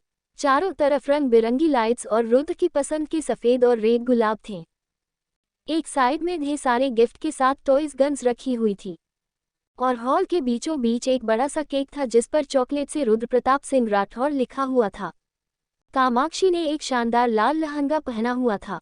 हाथों में लाल लाल चूड़ियां और बड़े बड़े राजस्थानी कंगन थे। कमर में तगड़ी और आंखों में बेहद खुशी थी। चेहरे पर खुशी बेहिसाब चमक रही थी, जिसे सिर्फ महसूस ही नहीं बल्कि साफ साफ देखा भी जा सकता है। मीनाक्षी एक लंबे अरसे बाद अपने पति से मिली थी, जो अभी आधे घंटे पहले मीनाक्षी को इन सब तैयारियों के बीच छोड़कर एक जरूरी काम को पूरा करने गए थे। मीनाक्षी शिवांग के आने का इंतजार कर रही थी और साथ ही साथ सब कुछ देख भी रही थी। रुद्र मीनाक्षी का हाथ खींचते हुए कहता है, मासा बापू कहाँ चले गए हैं? वे वापस क्यों नहीं आ रहे हैं? मीनाक्षी रुद्र को समझाते हुए कहती है, आपके बापू सा कहीं नहीं गए हैं, यही हवेली में मौजूद हैं। उनसे कोई मिलने आया है, वे उनसे बात करके अभी वापस आ जाएंगे। माँ सा, हम बापू सा से मिलने इतनी दूर से यहाँ तक आए हैं, लेकिन उन्हें अभी भी काम है। क्या उनके पास हमारे लिए थोड़ा सा भी वक्त नहीं है? नहीं बेटा रुद्र, ऐसी बात नहीं है। वो तो आपसे बहुत प्यार करते हैं और आपके लिए ही तो यहाँ आए हुए हैं। वो आपको और हमें लेकर यहाँ से बहुत दूर जाना चाहते हैं, जहाँ रहकर आप अच्छे से पढ़ सकें और खुलकर सांस ले सकें, जहाँ आपको कोई टोकने वाला न हो, जहाँ आप एक साफ सुथरी सुकून से भरी जिंदगी गुजार सकें। रुद्र हैरानी से कहता है, बहुत दूर? जी बहुत दूर, विदेश। रुद्र हैरानी से कहता है, विदेश? मीनाक्षी मुस्कुराकर कहती है, जी बाहर विदेश। आप देखना, बहुत जल्द हम सब यहाँ से बहुत दूर चले जाएंगे। लेकिन क्यों माँ सा? महल में तो सब कितना अच्छा है, हमें तो यहाँ बहुत मज़ा आता है। हम तो कहीं नहीं जाएंगे और बापू सा को भी नहीं जाने देंगे। नहीं रुद्र बेटा, यहाँ कुछ भी अच्छा नहीं है, सब गंदा है, हर तरफ कैद हैं। आप जानते तो हैं कि आपकी दादी और आपके दादा सा आपको महल से बाहर भी नहीं जाने देते, और वो देवांशी, उसकी वजह से आपके बापू सा आपके साथ नहीं रह सकते। अब हम वापस वहाँ नहीं जाएंगे, हम बहुत जल्द यहाँ से बहुत दूर चले जाएंगे। लेकिन माँ सा, मीनाक्षी थोड़ा गुस्से से कहती है, नहीं बस बहुत हो गया, अब आप हमसे कोई सवाल नहीं करेंगे। हमने कहा जा रहे हैं तो बस जा रहे हैं, अब हम यहाँ नहीं रहेंगे। मीटिंग रूम में मिस्टर डैनियल एक फाइल आगे बढ़ाते हुए कहते हैं, mister Shivang Pratap Singh Rathore, you had promised us 1 lakh children, but till now you have given us only 80,000 children. When are you going to give us the rest of the children? We gave you as much time as you asked from us, but you did not fulfill your promise. Mister Shivang Pratap Singh Rathore, आपने हमसे 1 लाख बच्चे देने का वादा किया था, लेकिन अभी तक आपने सिर्फ 80,000 बच्चे ही हमें दिए हैं। आप कब हमें बाकी के बच्चे देने वाले हैं? आपने हमसे जितना समय मांगा था हमने दिया, लेकिन आपने अपना वादा पूरा नहीं किया। शिवांग प्रताप सिंह राठौर अपनी सिगार के कश लेता हुए कहते हैं, मिस्टर डैनियल, अगर हमने वादा पूरा नहीं किया तो आपने भी तो वादा पूरा नहीं किया। 50,000 करोड़ देने का वादा किया था, लेकिन अभी तक हमें सिर्फ 40,000 करोड़ ही मिले हैं। हमने पहले भी कहा था, जिस दिन आप हमारे पैसे पूरे कर देंगे हम आपका माल पूरा कर देंगे, और वैसे भी आपका सामान हमारे पास बेकार पड़ा है। हमें उन बच्चों की कोई ज़रूरत नहीं है, पैसे दीजिए और अपना माल लेकर जाए। Look mister Shivang Pratap Singh Rathore, this is not. देखिए मिस्टर शिवांग प्रताप सिंह राठौर, ये नहीं।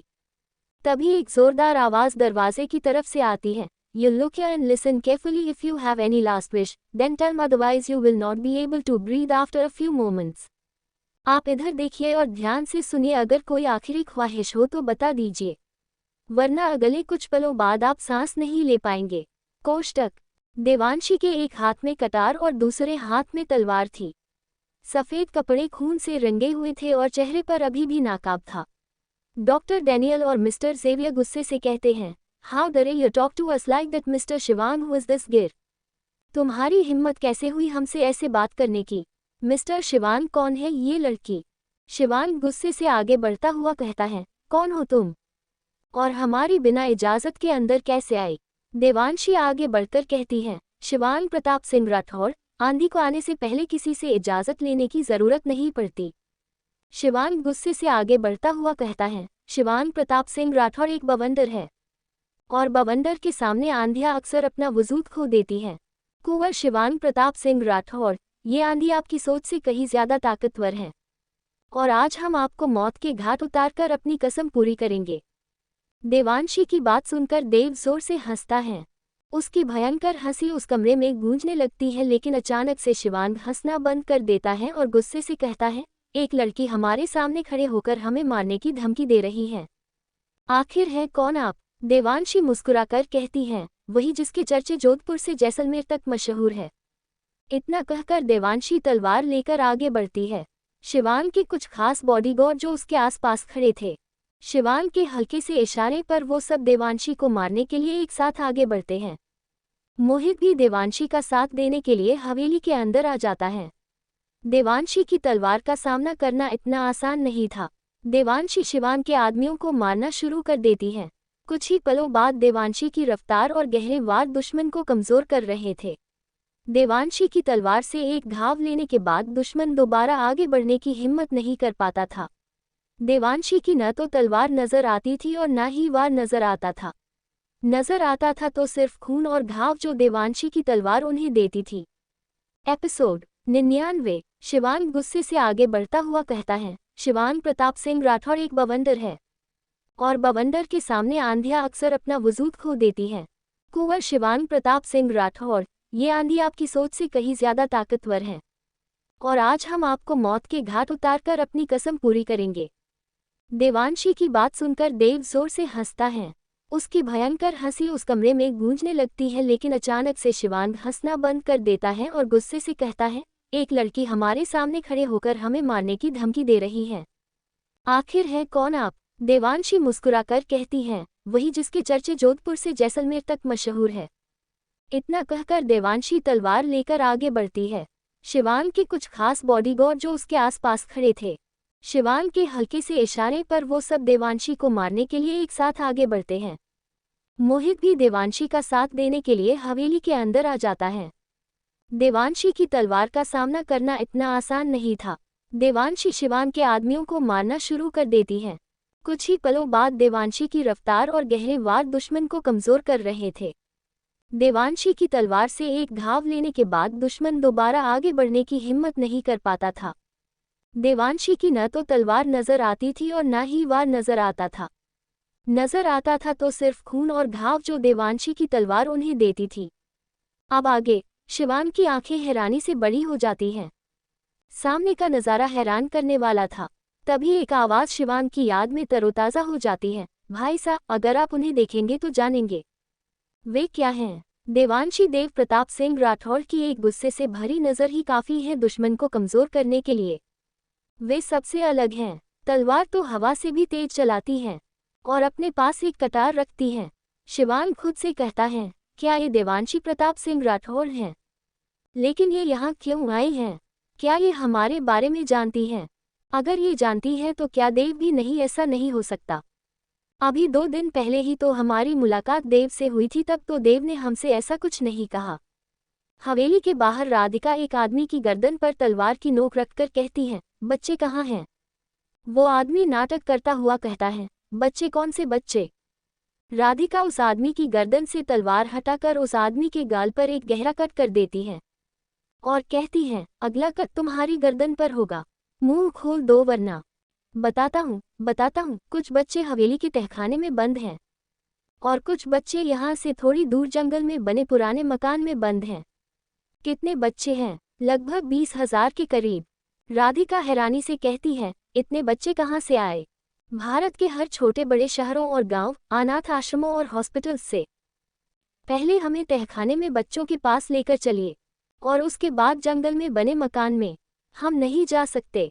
क्यों नहीं जा सकते? हुकुमसा, हमें जान से मार देंगे। आज रात तुम्हारे हुकुमसा की आखिरी रात है, लेकिन अगर तुम हमें बच्चों के पास नहीं लेकर गए तो हम इस रात को तुम्हारे जीवन की भी आखिरी रात बना देंगे। वो आदमी राधिका को लेकर बच्चों के पास चला जाता है। बच्चे गर्मी और भूख से बिलख रहे थे। बच्चों की हालत देखकर राधिका की आंखों में आंसू आ जाते हैं। राधिका जैसे ही बच्चों की तरफ बढ़ती है, बच्चे डरकर पीछे हटने लगती हैं। राधिका उन्हें प्यार से समझाकर तहखाने से बाहर निकाल लेती है और अपने साथ ले जाती है। हवेली के अंदर का माहौल देवांशी और मोहित ने एक क्षण से भर दिया था। डॉक्टर डैनियल और मिस्टर जेवियर की आंखें हैरानी से फटने के लिए तैयार थी। पैर कांप रहे थे और माथे पर पसीने की बूंदें साफ नजर आ रही थी। मिस्टर डैनियल कंपकपाती हुई आवाज में कहता है, mister Shivang, please do something. We have not come here to die from a woman. It is your responsibility to get us out of here safely. Mister Shivang, कुछ कीजिए। हम लोग यहाँ एक औरत से मरने नहीं आए हैं। हमें सुरक्षित यहाँ से निकालना आपकी जिम्मेदारी है। शिवांग गुस्से से उन दोनों को घूरकर देखता है और कहता है पीछे के दरवाजे से निकल जाओ। शिवांग का एक आदमी उन दोनों को पीछे का रास्ता दिखाने लगता है। तभी देवांशी की कतार उस आदमी के गले में आकर धंस जाती है। वो आदमी अपना गला पकड़ते हुए जमीन पर गिर जाता है। देवांशी आगे बढ़कर बड़े आराम से अपनी कतार उसकी गर्दन से बाहर खींच लेती है। ये सब देखकर मिस्टर जेवियर और डॉक्टर डैनियल की सांसें अटकने लगी थी। उन दोनों को देवांशी की कतार की धार में अपनी मौत साफ साफ नजर आ रही थी। उन दोनों की घबराहट से भरी आंखें देखकर देवांशी कहती है, लगता है भविष्य देखने का अच्छा हुनर है आपके पास। शिवांग जैसे ही देवांशी की तरफ बढ़ता है तो मोहित आगे बढ़कर शिवांग को अपनी तलवार की नोक पर रोक देता है और अपनी जगह से एक भी कदम न हिलने की चेतावनी देता है। देवांशी मिस्टर जेवियर और डॉक्टर डैनियल की तरफ बढ़ती हुई कहती है, तो अब आप लोग यहाँ से भागना चाहते हैं, लेकिन मौत से कभी कोई नहीं भाग सकता। डॉक्टर डैनियल अपने कदम पीछे लेता हुआ कहता है, We haven't done anything, let us go. Mr. Shivang took money from us and promised to give us children. हमने कुछ नहीं किया, हमें जाने दो। मिस्टर शिवांग ने हमसे पैसे लेकर हमें बच्चे देने का वादा किया था। देवांशी अपनी खून से लथपथ कतार को डॉक्टर डैनियल की शर्ट से साफ करके कहती है, तो आप एक डॉक्टर हैं? मिस्टर डैनियल डर से कंपकपाती हुई आवाज में कहते हैं, why yes. But who are you? Devanshi एक मुस्कान के साथ कहती है, आपकी मौत। प्लीज लेट अस गो, कृपा हमें जाने दो। देवांशी अपनी कतार को देखती हुई कहती है, कुछ सवालों के जवाब, उसके बाद हम आपको आज़ाद कर देंगे। डैनियल और जेवियर एक दूसरे को देखकर देवांशी के सवालों के जवाब देने का फैसला करते हैं और हाँ में गर्दन हिला देते हैं। देवांशी डैनियल की आंखों में झांकती हुई कहती है, what do you do with so many child? आप लोग इतने सारे बच्चों का क्या करते हैं? डॉक्टर डैनियल और मिस्टर जेवियर एक दूसरे को देखते हैं और देवांशी को अचानक से धक्का देकर वहां से भागने की कोशिश करते हैं, लेकिन देवांशी आगे बढ़कर जेवियर के पैर में कतार जोर से मार देती है, जिससे वह लड़खड़ाकर वही जमीन पर गिर जाते हैं और दर्द से करकराहने लगते हैं। देवांशी एक लात घूमकर डैनियल के पेट में मारती है और गुस्से से कहती है, दिमाग चलाना बंद करो और जितना पूछा गया है उतना जवाब दो। डॉक्टर डैनियल देवांशी से कुछ दूरी पर जाकर गिरता है और अपना पेट कसकर पकड़ लेता है। वो दर्द से करकराहने लगता है। देवांशी उसके पास जाकर अपनी तलवार उसकी गर्दन पर रखकर कहती है, आखिरी बार पूछ रही हूँ। डैनियल अभी भी कुछ नहीं बोलता। देवांशी वापस सेवियर के पास जाकर उसके पैर से एक झटके से कतार खींच लेती है और डॉक्टर डैनियल की तरफ बढ़ती है तो डैनियल तोते की तरह फटाफट बोलना शुरू कर देता है। हम बच्चों का शरीर देखकर अपनी ज़रूरतों के हिसाब से उनका प्रयोग करते हैं। कुछ दिनों तक हम बच्चों को पालते हैं और उनके खाने में नशा देना शुरू कर देते हैं। जो लड़के अच्छे शरीर के होते हैं उन्हें दूसरे देशों के खिलाफ भड़काकर अपनी आर्मी में शामिल कर लेते हैं और मौका देखकर चोरी छुपे अपने दुश्मन देश में भेजकर उनका नुकसान कराते हैं, बम विस्फोट कराते हैं। जो लड़कियां अच्छी खूबसूरत होती हैं उन्हें दूसरे देशों में भेजकर प्रेस्टिट्यूशन करवाते हैं और जो बच्चे हमारी बात नहीं मानते या फिर जो शारीरिक रूप से कमज़ोर होते हैं उनके बॉडी पार्ट निकालकर बेच देते हैं। उन बच्चों की खालों से हथियार तैयार किए जाते हैं और फिर उन्हें अलग अलग देशों में सप्लाई किया जाता है। देवांशी की आंखों में आंसू आ जाते हैं, खून खोलने लगता है। देवांशी एक नज़र शिवांग की तरफ देखती है जिसकी आंखें साफ बता रही थी कि उससे ये सब जानकर उसे कोई दुख नहीं हुआ है। देवांशी एक झटके से डॉक्टर डैनियल के पेट में अपनी तलवार डाल देती है और जोर से बाहर खींचती है, जिससे डॉक्टर डैनियल के पेट से निकला खून देवांशी के कपड़ों और चेहरे पर गिर जाता है। जेवियर जमीन पर पड़ा ये सब देख रहा था। डॉक्टर डैनियल की हालत देखकर उसकी सदमे से मौत हो जाती है। देवांशी जब शिवांग की तरफ बढ़ती है तो शिवांग मोहित को धोखा देने के लिए दरवाजे की तरफ देखता हुआ कहता है, अरे आप यहाँ। मोहित का ध्यान जैसे ही दरवाजे की तरफ जाता है तो शिवांग मोहित के हाथ से तलवार छीनकर देवांशी से लड़ने के लिए आगे बढ़ता है। शिवांग और देवांशी लड़ना शुरू कर देते हैं। शिवांग की तलवार देवांशी के बाजू पर गहरा कट देती है, जिसमें से खून बहने लगता है। देवांशी एक नज़र अपने घाव की तरफ देखती है और गुस्से से दोबारा शिवांग की तरफ बढ़ जाती है। इस बार देवांशी आगे बढ़ती हुई शिवांग की कमर पर एक गहरा जख्म दे देती है। शिवांग को जब अपनी कमर से खून बहने का एहसास होता है तो वो गुस्से से देवांशी के चेहरे पर वार करता है। देवांशी के चेहरे पर बंधा हुआ नकाब खुल जाता है और शिवांग की आंखें हैरानी से फैल जाती हैं। शिवांग हैरानी से कहता है, राजकुमारी देवांशी आप? देवांशी एक रुबाब के साथ कहती है, राजकुमारी देवांशी नहीं जोधपुर की हुक्मरानी सा कहिए शिवांग प्रताप सिंह राठौर। शिवांग एक तंज भरी मुस्कान के साथ कहता है, हुक्मरानी सा तो सिर्फ चंद दिनों के लिए है आप। उसके बाद तो आप न तो जैसलमेर की रहेंगी और न ही जोधपुर की। एक जरूरत का रिश्ता निभाते हुए खुद पर शर्म नहीं आती आपको। एपिसोड 100। देवांशी एक झटके से डॉक्टर डैनियल के पेट में अपनी तलवार डाल देती है और जोर से बाहर खींचती है, जिससे डॉक्टर डैनियल के पेट से निकला खून देवांशी के कपड़ों और चेहरे पर गिर जाता है। जेवियर जमीन पर पड़ा ये सब देख रहा था। डॉक्टर डैनियल की हालत देखकर उसकी सदमे से मौत हो जाती है। देवांशी जब शिवांग की तरफ बढ़ती है तो शिवांग मोहित को धोखा देने के लिए दरवाजे की तरफ देखता हुआ कहता है, अरे आप यहाँ। मोहित का ध्यान जैसे ही दरवाजे की तरफ जाता है तो शिवांग मोहित के हाथ से तलवार छीनकर देवांशी से लड़ने के लिए आगे बढ़ता है। शिवांग और देवांशी लड़ना शुरू कर देते हैं। शिवांग की तलवार देवांशी के बाजू पर गहरा कर देती है, जिसमें से खून बहने लगता है। देवांशी एक नज़र अपने घाव की तरफ देखती है और गुस्से से दोबारा शिवांग की तरफ बढ़ जाती है। इस बार देवांशी आगे बढ़ती हुई शिवांग की कमर पर एक गहरा जख्म दे देती है। शिवांग को जब अपनी कमर से खून बहने का एहसास होता है तो वो गुस्से से देवांशी के चेहरे पर वार करता है। देवांशी के चेहरे पर बंधा हुआ नकाब खुल जाता है और शिवांग की आंखें हैरानी से फैल जाती हैं। शिवांग हैरानी से कहता है, राजकुमारी देवांशी आप। देवांशी एक रुबाब के साथ कहती है, राजकुमारी देवांशी नहीं जोधपुर की हुक्मरानी सा कहिए शिवांग प्रताप सिंह राठौर। शिवांग एक तंज भरी मुस्कान के साथ कहता है, हुक्मरानी सा तो सिर्फ चंद दिनों के लिए है आप। उसके बाद तो आप न तो जैसलमेर की रहेंगी और न ही जोधपुर की। एक जरूरत का रिश्ता निभाते हुए खुद पर शर्म नहीं आती आपको। अब आगे, अरे हमें तो लगा था कि आप एक बहुत ही गैरतमंद लड़की होगी, लेकिन रानी बनकर आपके दिल में भी लालच आ ही गया। अच्छा लगने लगा आपको हुक्मरानी सा बनकर। कहाँ तो आप दिल्ली में एक जिल्लत से भरी जिंदगी गुजार रही थी, लेकिन यहाँ जोधपुर आकर तो आपके तेवर ही बदल गए। सच बताए अपने किरदार से घिन नहीं आती आपको। देवांशी गुस्से से कहती है, आपको घिन नहीं आती अपने किरदार से उन मासूम बच्चों का सौदा करते हुए? क्या बिगाड़ा था उन मासूमों ने आपका? चंद पैसों के लिए आपने हजारों बच्चों को मौत से भी बदतर जिंदगी दे दी। तो आप उन बच्चों के लिए यहाँ आए हैं, लेकिन रिश्ता क्या है आपका उन बच्चों से? आपको क्या फर्क पड़ता है? आपको तो जरूरत से ज्यादा ही मिला है। कुछ दिन की ऐश से भरी जिंदगी है तो ऐश कीजिए, हमारे रास्ते में मत आइए, बेहतर होगा आपके लिए। देवांशी की आंखों में बेहद गुस्से को देखकर शिवांग मुस्कुराकर कहता है, सच कहते हैं देव आपके बारे में। वाकई आपकी गुस्से से भरी हुई आंखें काफी हैं दुश्मन को कमजोर करने के लिए, लेकिन हम पर इनका असर नहीं हो सकता। वैसे अच्छा हुआ आप यहाँ चली आए, वरना आपसे मिलने की एक कसक हमारे दिल में रह जाती और हम यहाँ से बहुत दूर चले जाते। देवांशी गुस्से से कहती है, आपको बहुत दूर भेजने ही तो आए हैं। शिवांग एक तंज भरी मुस्कान के साथ कहता है, आप हमें जान से मारने की धमकी दे रही हैं। हम बहुत जल्द इस धमकी को सच कर देंगे।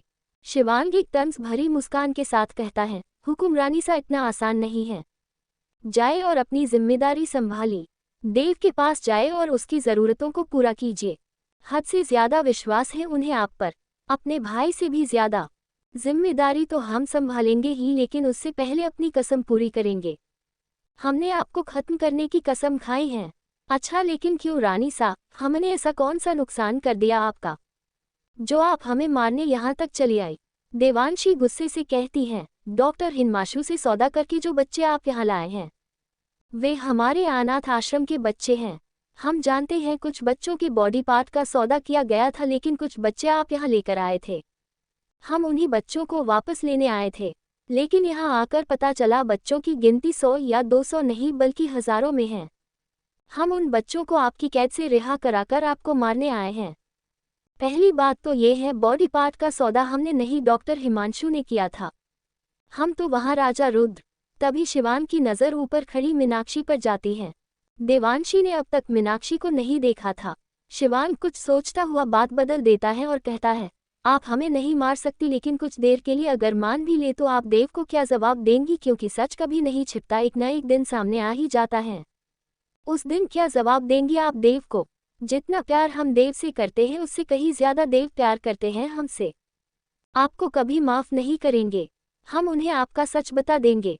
शिवांग एक कड़वी हंसी के साथ कहता है, सच सच बहुत कड़वा होता है हुकुमरानी सा। आपके देव को कुछ बताने से पहले एक राज हम आपको बताते हैं। बहुत प्यार करते थे हम अपने भाई से, इस राजपाट का भी लालच नहीं था, लेकिन अचानक सब कुछ खराब हो गया।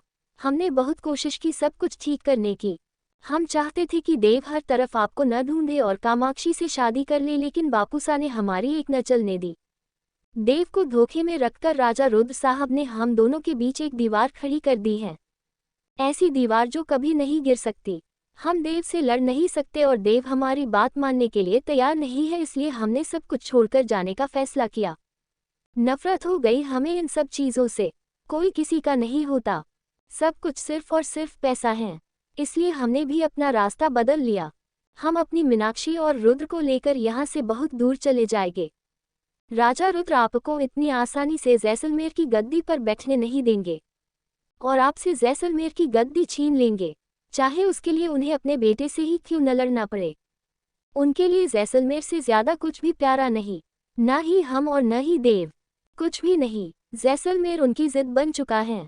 इतना ही नहीं, आने वाले समय में वे जैसलमेर में अपने नियम और कानून लागू करेंगे, जिसके बाद जोधपुर और जैसलमेर की आवाम बुरी तरह भड़क जाएगी और जो कुछ भी होगा उसकी जिम्मेदारी आपके माथे मढ़ दी जाएगी। देवांशी इस सच का आधा सच पहले ही जान चुकी थी, लेकिन वजह आज शिवांग उसको बता रहा था। शिवांग की आंखों में इस सच के अलावा भी कुछ था जिसे देवांशी समझ नहीं पा रही थी। देवांशी हैरानी से ये सब सुन रही थी और सब कुछ समझने की कोशिश कर रही थी। शिवांग अपनी बात आगे बढ़ाता हुए कहता है, लेकिन अगर किसी कारणवश आपने जैसलमेर की गद्दी संभाली तो सब कुछ वैसे ही बर्बाद हो जाएगा, क्योंकि जैसलमेर की गद्दी शापित है। वहां जैसलमेर की राजकुमारी राज नहीं कर सकती और ये बात कुछ चुनिंदा लोग ही जानते हैं। अगर आपने वो जिम्मेदारी संभाली, पूरी रियासत में अकाल पड़ जाएगा, लोग मरने लगेंगे, सब कुछ बर्बाद हो जाएगा। यही वजह थी जिसके चलते आपके पिता आपको आपके बचपन में ही मार देना चाहते थे। और सबसे बुरी बात यह है कि देव जैसलमेर की गद्दी के शापित होने के बारे में कुछ नहीं जानते और न ही उन्हें ये राज बताया जा सकता है। अगर उन्हें ये राज बताया गया तो सबसे पहले होने वाली मौत जैसलमेर की राजकुमारी के पति की होगी, और वो खुद देव हैं। हम अपने भाई को अपने हाथों से मौत के मुंह में धक्का नहीं दे सकते। वो तो उस गद्दी पर आपको बिठाना चाहते हैं। आपके उस गद्दी पर बैठने से जो कुछ भी होगा वो सिर्फ जैसलमेर के लोगों को होगा, लेकिन सिर्फ तब तक जब तक देव इस राज को नहीं जानता। अगर ये राज देव के जहन से जुड़ गया तो देव के साथ साथ जोधपुर से भी जुड़ जाएगा, और यहाँ भी वही सब होगा जो जैसलमेर के लोगों के साथ होगा, और दो रियासत राजा रुद्र की जिद की भेंट चढ़ जाएगी। अब अगर आप देव की बात मानकर जिम्मेदारी संभालती हैं तो भी सब खत्म, और अगर जैसलमेर की गद्दी राजा रुद्र को सौंप दी जाए तो भी सब खत्म। आप जिस मोड़ पर पहुंच चुकी हैं वहां से न तो आप आगे बढ़ सकती हैं और न ही पीछे लौट सकती हैं। इसलिए हम इन सब फालतू के झमेले से बहुत दूर चले जाना चाहते हैं, यहाँ की परेशानियों से बहुत दूर, जहाँ हमें सांस लेने के लिए किसी का हुक्म न मानना पड़े, जहाँ हम अपनी जिंदगी खुलकर जी सके, जहाँ हमसे सवाल न किए जाए और जहाँ हमें जवाब न देने पड़ा। जो कुछ भी होगा उसमें किसी का भाग नहीं होगा, जो होगा सिर्फ और सिर्फ हमारा होगा। हमें इन रियासत में, राजपाट में कोई दिलचस्पी नहीं है। हमें नहीं बनना यहाँ का राजा। हम सिर्फ अपनी मीनाक्षी और अपने रुद्र को यहाँ से बहुत दूर ले जाना चाहते हैं। देवांशी आगे बढ़ती हुई कहती है, तो इसके लिए आपने उन मासूम बच्चों को बेच दिया। शिवांग गुस्से से कहता है, हाँ, लेकिन आपकी वजह से सब खराब हो गया। हम आज आपसे पहली बार मिल रहे हैं, लेकिन आपके जोधपुर आने से पहले ही हमें आपकी वजह से हमें बहुत कुछ सहना पड़ा। हमें हमारे पिता ने हमारे ही महल से निकाल दिया। आपकी वजह से हमें हमारी मीनाक्षी और हमारे रुद्र से दूर रहना पड़ा। काश आपकी मौत की खबर सच होती, सब कुछ ठीक होता, हमें वो सब न करना पड़ता जो आज हम कर रहे हैं। आपके जिंदा होने से सब कुछ खराब हो गया। हमसे हमारी महल की जिंदगी छीन गई। हमें इस घटिया गांव में आकर रहना पड़ा, इस मामूली सी हवेली में रहना पड़ा, सिर्फ और सिर्फ आपकी वजह से। जो कुछ भी हमने किया वो सब मजबूर होकर किया, और आज भी आपने यहाँ आकर हमारा अच्छा खासा प्लान खराब कर दिया। आज हमारी डील फाइनल होने वाली थी, सब कुछ ठीक होने जा रहा था, लेकिन आपकी मनहूसियत ने एक बार फिर से सब कुछ बिगाड़ दिया। आपने इन दोनों को मारकर सब कुछ खराब कर दिया। तभी देवांशी की नज़र डैनियल और जेवियर की बॉडी पर जाती है जो अब तक नीली पड़ चुकी थी। बॉडी देखकर देवांशी को समझ आ जाता है कि उन दोनों को जहर दिया गया था। यानी कि अगर देवांशी डैनियल को न मारती तब भी उन दोनों की मौत निश्चित थी। अब सवाल ये पैदा होता है कि जेवियर और डॉक्टर डैनियल को जहर दिया तो दिया किसने और शिवांग क्या छिपाने की कोशिश कर रहा है।